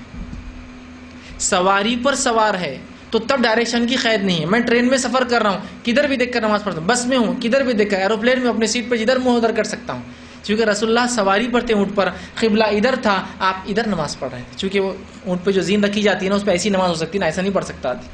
تو سواری پر قبلے کا وہ نہیں ہے، سواری سے اتر گیا تو قبلہ شرط ہو گیا. سمجھ رہا، قبلہ شرط ہو گیا. لیکن اگر ایسا ہو کہ کئی زمانے تک کسی نے ایسی نماز پڑھ لی ہو غلط فہمی کی بنیاد پر، تو پھر اللہ سے توبہ کر چکے، اتنی نمازوں کو وہ دہرا نہیں سکتا. یہ بات اس لیے کہہ رہا ہوں کہ ایک سوال میرے پاس آیا تھا. ایک گاؤں تھا، اس گاؤں میں کوئی مسجد نہیں تھی، اور اس گاؤں کے ایک دور سمجھو ایک 10-12 کلومیٹر پر ایک مسجد تھی. اور وہ مسجد مطلب گاؤں والے جب اس کو دیکھتے تھے تو مسجد ایسی بنی ہوئی تھی، اس کو 15-20 خانے تھے، ٹھیک ایسے. تو ظاہر سی بات ہے وہ مسجد کے ایسا ہونے کی وجہ سے وہ سمجھ لیتے قبلہ ادھر ہے، قبلہ ادھر ہے، چونکہ اس کے مینار ہوتے نا، آرچز ایسے تھے 15. تو ظاہر سی بات ہے وہ ایسے پڑھتے تھے. ایک مرتبہ ایک صاحب نے کہا کہ تم نماز پڑھ رہے ہو سورج کے ڈائریکشن کے حساب سے صحیح نہیں. انہوں نے کہا نہیں، مسجد تو ایسی ہے. جب وہ مسجد میں گئے تو مسجد بنی ہوئی ایسی تھی وہ، لیکن 5 مصلی آتے اس میں، 5 کی صف تھی. وہ پرانے پتہ نہیں کیوں ایسی لمبی مسجد میں، لیکن ادھر سے دیکھنے میں لگ رہا ہے چوڑائی کے حساب سے قبلہ ادھر ہے. جنرلی ہوتا کیا ہے، مسجدیں چوڑی ہوتی ہے تاکہ لوگ زیادہ ہیں. وہ مسجد پتہ نہیں کس وجہ سے جس نے بھی بنائی تھی قبلہ ادھر تھا، مسجد برابر ادھر بنی ہوئی، قبلہ اس کا ادھر ہی ہے، لیکن 5 کی صفیں بنائی تھی. اتنا چھوٹی صفیں کہ 5 لوگ کھڑے ہو سکتے، امام پھر 5 ایسے 15 اس کو آرچز تھے 5 کے. لیکن دور سے دیکھنے والے کیا شک ہوتا تھا کہ مسجد چوڑائی زیادہ ہوتی نا قبلے کی طرف، تو وہ نماز ایسی پڑھ، اور کئی سالوں سے پڑھ رہے تھے وہ لوگ. تو اب تو ان کو توبہ کرنا پڑے، چونکہ قبلہ ادھر تھا، ان کو لگا مسجد ایسی بنی ہوئی ہے تو ادھر پڑھ لیں. مسجد کا ڈائریکشن ادھر ہی تھا قبلہ، لیکن اس کی چوڑائی ایسی تھی، لمبی زیادہ تھی، اور صرف اتنی چھوٹی سب. تو کوئی بھی گیس کر رہا تھا کہ نہیں قبلہ ادھر ہی ہوگا، یہ قبلہ ادھر تھا. تو یہ ایک الگ چیز ہے. لیکن اگر آپ کو پتہ چل رہا ہے اور بالکل حال ہی میں آپ نے 1-2 نمازیں پڑھی ہو یا بھی پڑھ کے نکلو، تو بالکل آپ کو نماز کو دہرانا ہوگا. زیادہ ہو تو اللہ سے پھر آپ جو ہے توبہ کریں، کہ اللہ غلطی بھی اس معاملے میں، اور بس توبہ کریں، انشاءاللہ وہ کافی ہو جائیں گے.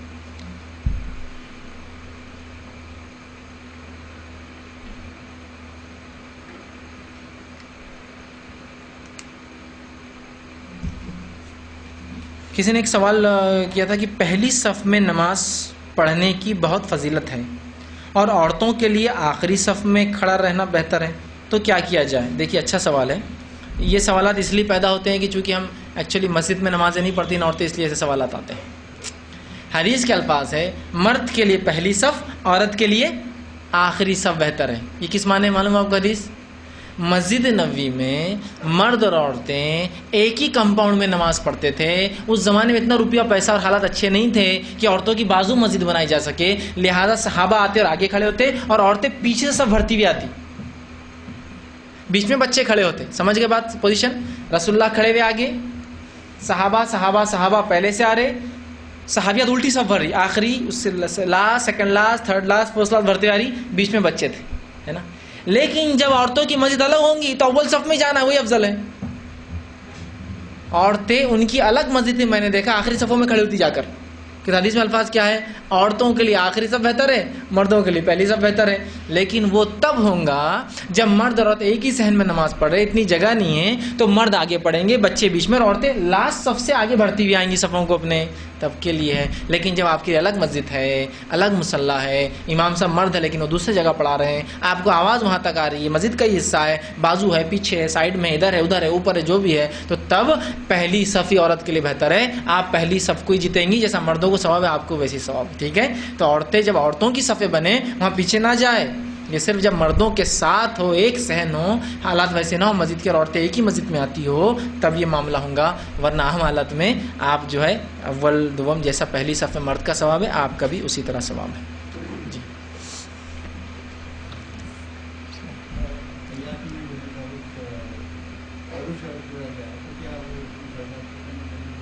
پہلی رکعت میں, پہلے قاعدے میں, ہاں ڈبل درود ہو گیا. بھائی نے سوال کیا کہ اگر اتحیات میں کوئی انسان بیٹھا ہے اور 2 بار درود پڑھ دے, ٹھیک, تو کیا کرے؟ ٹھیک, تو دیکھیے اتحیات میں چونکہ درود ایک بار پڑھنا ہے, آپ نے ایک بار پڑھ دیا تو آپ نے کفایت کر گیا, آپ کے لیے کفایت کر گیا. اب آپ نے درود کی زیادتی کی, اس سے سجدے سہو واجب نہیں ہوگا آپ پر, لیکن یہ کام ہمیشہ نہیں ہونا چاہیے. اگر غلطی سے کسی نے پڑھ دیا ڈبل درود, چونکہ درود ہی تو ہے, کوئی غلط چیز تو نہیں کیا اس نے, حصہ بھی ہے, لیکن اتنا ہے کہ ایک بار اتحیات, ایک بار درود, اور چاہے تو آپ دعائے معصورہ پڑھ لے اس کے بعد, ٹھیک. تو بہرحال اس سے کوئی گناہ نہیں ہوا اس پہ کہ اس نے 2 بار درود پڑھ دیا. ہوتا ہے غلطی سے آدمی ڈبل ریپیٹ کر دیتا ہے کچھ, اس ریپیٹیشن کی وجہ سے انشاءاللہ آپ سجدے سہو واجب نہیں. لیکن پھر بھی آپ کو ایسا لگے تسلی کے لیے کچھ بھی کمی بیشی کی بنیاد پر سجدے سہو کر لیا تو اس میں کوئی حرج نہیں ہوگا, لیکن ضروری نہیں ہے. ورنہ ہوتا ہے کچھ لوگ کو یہ بھی مسئلہ ہوتا ہے کہ ڈبل پڑھتے ہیں اتحیات اور درود کو بھی, تاکہ پہلی بار نہیں ہوگا دوسری بار پھر سجدے سہو کرتے ہیں کہ اس لیے 2 بار پڑھ لیا, تو ویسا نہیں ہے. لیکن اگر غلطی سے ہو جائے تو ضرورت نہیں ہے, لیکن آپ کو لگے اطمینان کے لیے تو چاہے تو پڑھ لے, اس لیے کہ کوئی بھی کمی اور زیادتی پر سجدے سہو کیا جا سکتا ہے. کسی نے ایک سوال کیا کہ ہماری ایک سہیلی 2 سوال پوچھنا چاہتی ہے کہ ان کے والد کی جائیداد ہے, اس کو دیکھ کر ان کے شوہر بار بار پیسوں کی فرمائش کرتے ہیں, ان کو لاکھ روپے دینے کے بعد بھی کچھ مہینے بعد وہ پھر پیسوں کی فرمائش کرتے ہیں.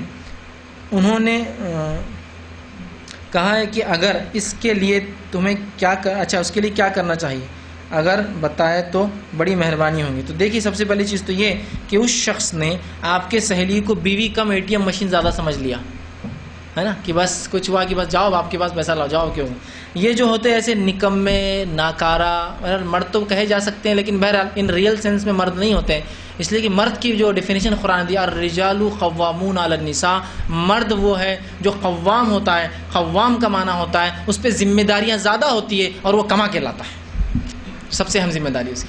تو قوام مرد اس لیے عورت پر کہ وہ کما کر لاتا ہے, ایک ذمہ داری ایکسٹرا اٹھاتا ہے. تو یہ تو ظاہر سی بات ہے نا, الرجال مرد نساء کے اوپر کیوں حق میں یہ ہے, تو ظاہر سی بات ہے اس کے مرد انورٹڈ کامرس میں آ گیا, وہ ڈیفینیشن میں پورا نہیں اتارا نا. قوام کہاں ہے, وہ تو بھکاری ہے وہ, ٹھیک. تو لہٰذا ایسے لوگوں کو اصلاح کی ضرورت ہے, اور ان کی اصلاح کا سب سے واحد طریقہ یہ ہے, سب سے پہلے وہ لڑکی اپنے والد کو بتائے نا یہ مسئلہ, اور کہے کہ اگر تم کو ضرورت ہے جا کے والد سے مانگ لو, وہ بہت لوگوں کو دیتے ہیں, آپ کو بھی دے دیں گے. سمپل, جاؤ میرے باپ سے مانگ لو, کئی لوگوں کو دیتا ہے, تم کو بھی دے دیں گے, جائے اور لے لے, ہے نا. لیکن یہ کیا ہوتا ہے, ایکسٹورشن, پیسے لینے کا ایک نیا طریقہ ہوتا ہے نا. لوگ ہوتے ہیں میں ٹیکس پے کروں, سب کروں, اس کے بعد ہی بمبئی میں اگر دکان چلانا ہے تو مافیا کو پیسہ دینا پڑتا ہے, اس کو بولتے ہیں ایکسٹورشن. پیسے دینا پڑتا, بھتہ جو بھی بولیے اس کو, جو بھی الگ الگ نام دیتے ہیں, یہ ایکسٹورشن ہے. تو یہ بھی ایکسٹورشن کر رہا ہے لیگلی, اس نے اس کو دینا چاہیے, اس نے کمانا چاہیے, اس نے مہر دینا چاہیے, اور وہ کیا کر رہا ہے, اس کو نکاح میں لے کر منگا رہا ہے.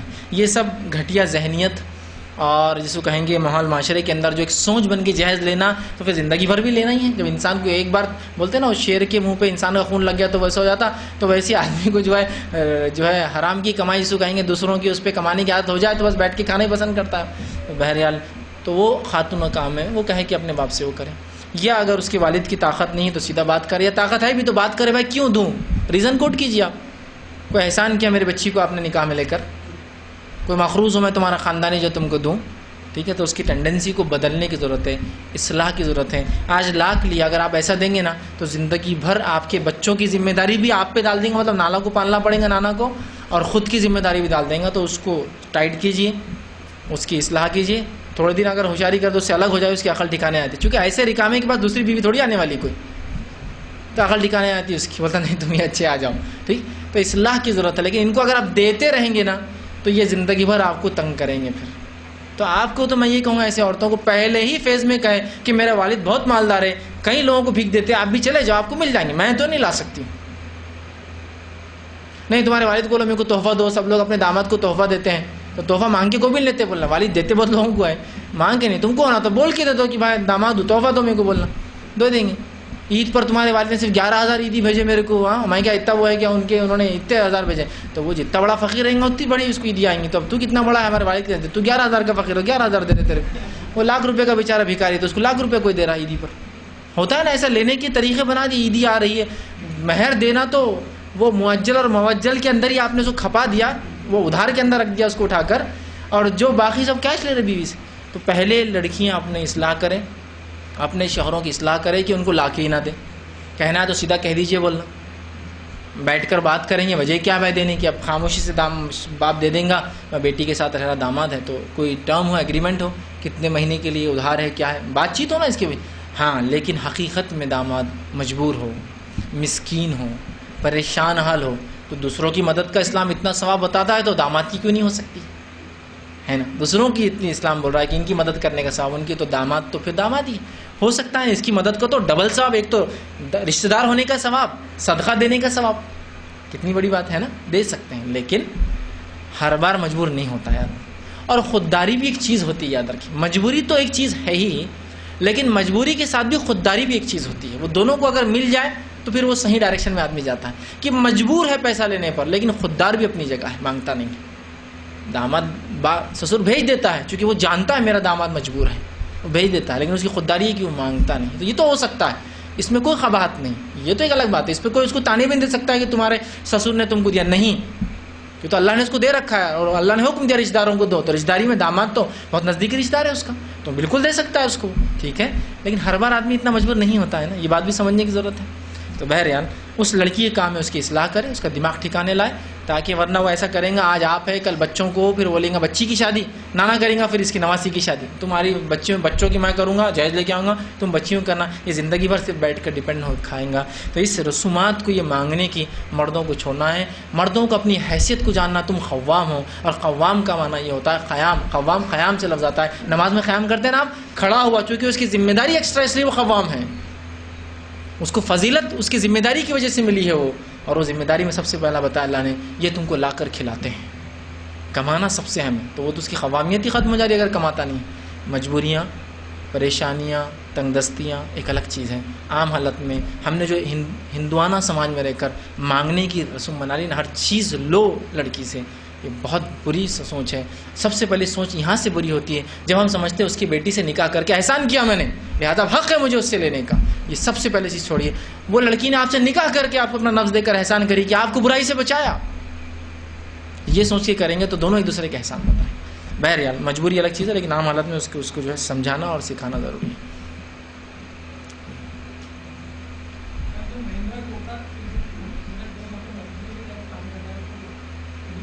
کیا چیز ہے وہ؟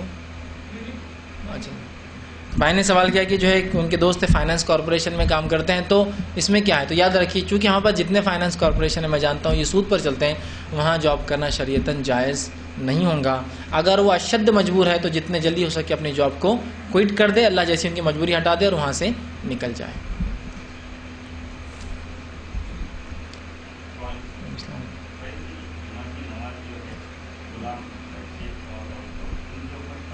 جی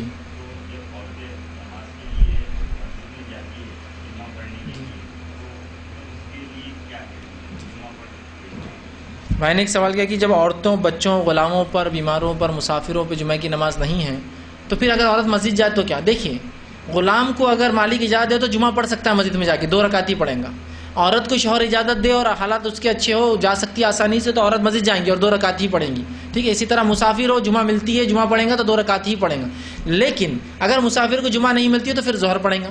عورت مسجد نہیں جاتی جمعہ کے لیے تو ظہر پڑھیں گی. غلام کو مالک اجازت دیتا تو وہ ظہر پڑھیں گا. لیکن اگر ملتا ہے تو وہ پوری پڑھیں گے. بچہ اگر ہے، بچے پہ نماز فرض نہیں جمعہ کی، لیکن جانا چاہتا ہے تو جائے، اس کا ثواب والدین کو ملے گا اس کے. ٹھیک ہے. تو لہٰذا اگر کوئی عورت جمعہ سے فرض نہیں ہے لیکن اگر پھر بھی جمعہ کے لیے جائے تو پھر وہ جمعہ ہی پڑھیں گی 2 رکعت، اس کو ظہر نہیں پڑھنا. لیکن نہیں ملتی ہے تو پھر وہ جمعہ گھر میں نہیں پڑھ سکتی. بولنے کا مطلب یہ غلام جمعہ گھر میں نہیں پڑھ سکتا ہے، اس کو پھر ظہر پڑھنا پڑیں گے.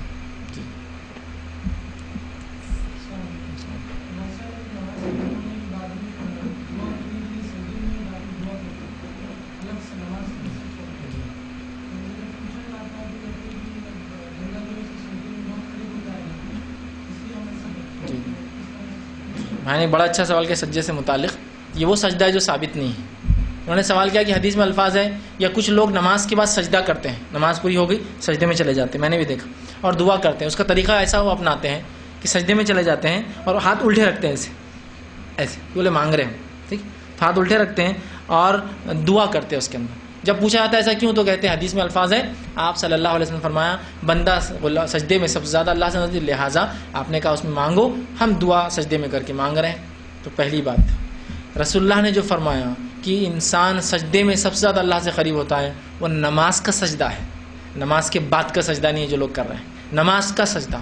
لہٰذا تم مانگو. تو اس سے پتہ چلا نفل نمازوں کی سجدوں میں ہم اللہ سے دعا کریں گے. یہ نماز کے بعد یہ سجدہ بدعت ہے جو آج کل لوگ کر رہے ہیں. اور حکمت پتہ نہیں کہاں سے لڑاتے ہیں، عقل لڑا کے بولے ایسا کرنا یہ سجدہ، یہ تو بولے مانگ رہے، اور ایسا سجدہ ہے نماز کا رہتا. یہ کس نے سکھایا تم کو یہ طریقہ مانگنے؟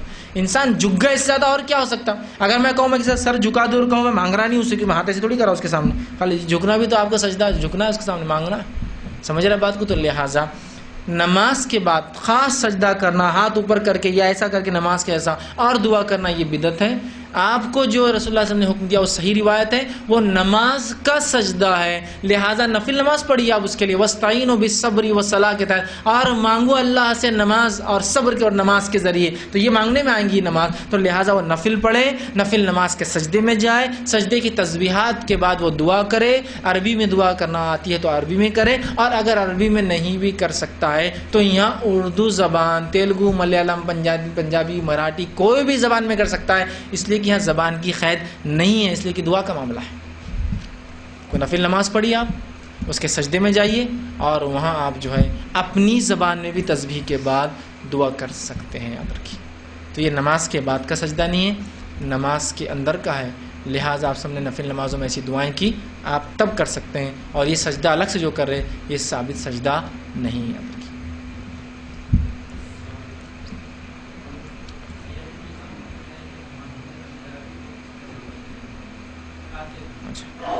بھائی نے جی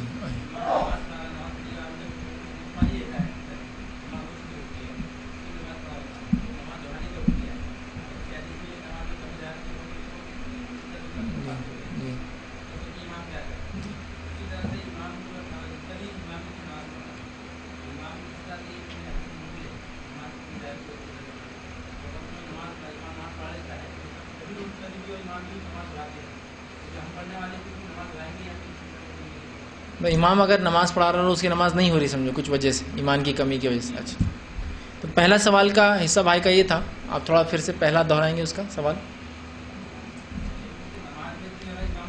جی بھائی کا پہلے سوال کا حصہ تھا کہ اگر امام نے نماز پڑھایا اور 3 رکعت پڑھا کے سلام پھیر دیا تو ہمارے پاس بولتے ہیں کہ نماز کو دہراؤ، تو کیا کیا جائے گا؟ تو یاد رکھیے اگر امام نماز پڑھا کر نکل بھی جائے، جیسے آپ صلی اللہ علیہ وسلم حدیث میں ہے کہ نکل کر گھر چلے گئے، کہ گھر سے باہر آئے تو صحابہ نے کہا اللہ رسول کیا نماز کم ہوئی؟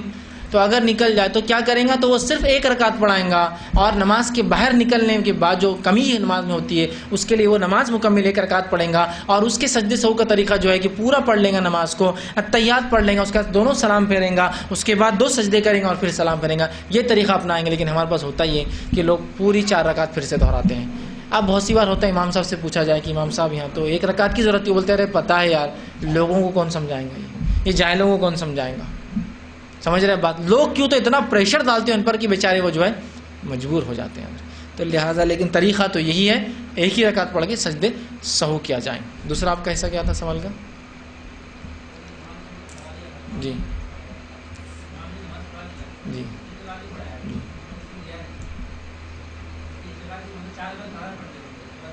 جی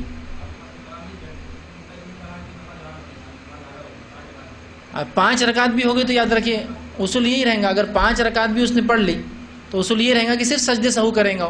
اس کا طریقہ یہ کہ 2 سجدے کریں گا اور سلام پھیر دیں گا, بس یہ طریقہ ہے. چونکہ جماعت کے ساتھ تو اللہ اکبر کے ساتھ سجدہ کریں گا پورے اور سلام پھیر دیں گا. یہ طریقہ ہے جب زائد ہو جائے, چونکہ ایک سجدہ سہو مطلب وہ 2 سجدے مل کر جو ایک سجدہ سہو ہوتا ہے وہ 1 رکعت کے برابر ہے. لہذا 5 اور 1 مل کے 6 ہو جائیں گا. 2 رکعت نفل کا ثواب اور 4 رکعت فرض کا ملیں گا.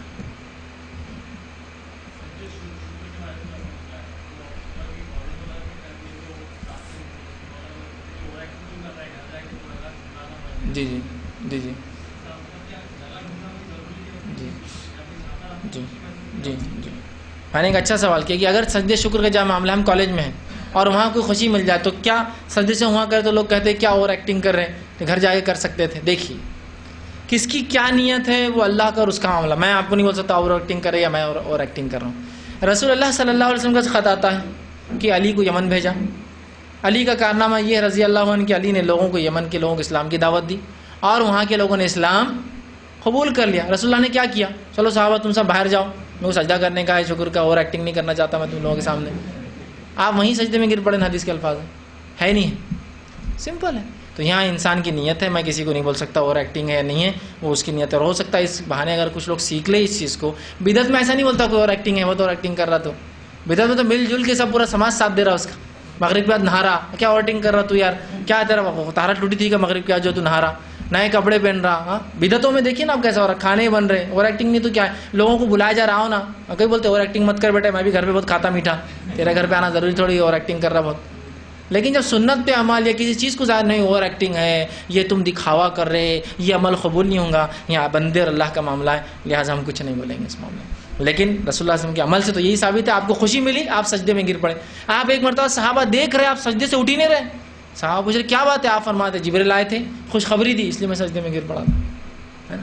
تو آپ نے جب کیا سب کے سامنے تو ہم کر سکتے ہیں, اس میں کوئی مسئلہ نہیں. ورنہ اگر ایسا اوور ایکٹنگ سمجھیں کسی کی نیت تو پھر کوئی نماز کو جا رہا, ہاں بڑا وضو کر رہا, بہت بتا رہا تو فرض نماز پڑھتا, اوور ایکٹنگ کر رہا. خاموشی سے بھی تو جا سکتا, بڑا بلاتا تو ہم کو جاتے وقت نماز کو چلو اوور ایکٹنگ کر رکھا.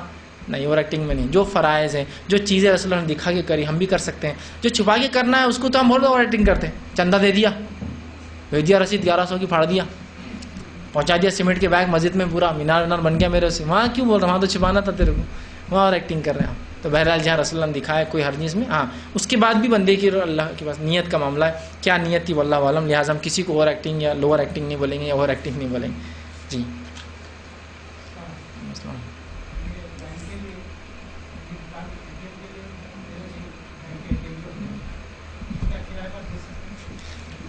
بھائی نے سوال کیا کہ بینک کے جو اے ٹی ایم ہوتے ہیں تو کیا ان کو ہم اپنی دکان کرائے پر دے سکتے ہیں. تو یاد رکھیے بینکس کے اے ٹی ایم کو آپ اپنی دکان کرائے پر نہیں دے سکتے ہیں, اس لیے کہ وہ بھی سود کا ایک کاروبار کرے اور اس میں وہ مدد میں شامل ہوں گا, تو لہٰذا ان کو نہیں دیا جا سکتا ہے. آپ کو بولیں گے اگر تم بینک کو اے ٹی ایم کو دیں گے ہی نہیں تو پھر اے ٹی ایم کھلیں گے کیسا تمہارے ایریوں کے اندر, مسلم ایریوں کے اندر, ہے نا. تو ہم بھی جانتے ہیں 100% اسلام پہ عمل کر مسلمان کہاں ہیں, ہزاروں لوگ دینے کے لیے بیٹھے ہوئے, آپ کیوں دے رہے. لیکن وہ میں ہی کیوں ہوں برائی میں, وہ میں ہی کیوں ہوں, نہیں اس سے تو پھر ترقی رک جائیں گی, تو میں ہی کیوں ترقی, اور بھی مسلمان وہ دے سکتے ہیں نا, دے وہ جو دینا ہے. تو لہٰذا یہ بھی سود کے تعاون کے اندر آئیں گا, لہٰذا یہ درست نہیں ہوگا. جی انشاءاللہ یہ آخری سوال رہیں گا. جی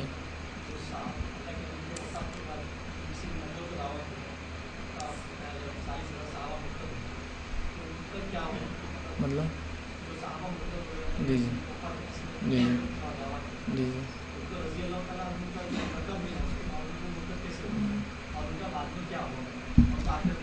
بھائی نے سوال کیا کہ کچھ لوگ ہیں جن کے تعلق سے آتا ہے کہ وہ اللہ کے رسول زمانے میں ایمان لائے, لیکن آپ کے جانے کے بعد وہ جو ہے کسی نے دعویٰ کیا نبوت کا, اس پر اس کے ہاتھ پہ ایمان لا لی.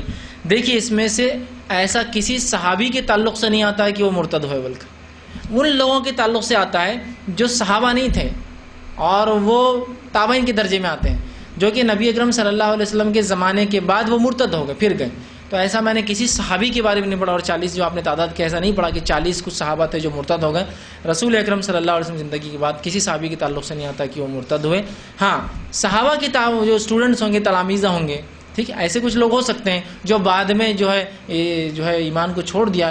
جب نبوت کے کچھ دعوے ہوئے تو ظاہر سی بات ہے جس نے ایمان کو چھوڑ دیا، چاہے وہ پہلے درجے میں کسی بھی لیول کا آدمی رہا ہو، اگر ایمان کو چھوڑتا ہے، جیسا کہ ایک شخص تھے جو رسول اللہ کے زمانے میں ہی ایمان لائے، پھر عیسائیت قبول کے اس پہ مر گئے، وہ جہنم میں جائیں گے. ٹھیک، تو لہٰذا اگر کوئی بھی شخص ہو جو ایمان لائے اور اس کے بعد ایمان کو چھوڑ دے، کفر اختیار کر لے اور توبہ نہ کرے، تو اس کا ٹھکانہ جہنم کی آگ ہے. اس کا کسی نبی کو دیکھنا یا ساتھ ہونا بھی پھر کام نہیں آنے والا. وآخر دعوانا الحمدللہ رب العالمین. سبحان ربک رب العزت عما یصفون وسلام علی المرسلین والحمد للہ رب العالمین.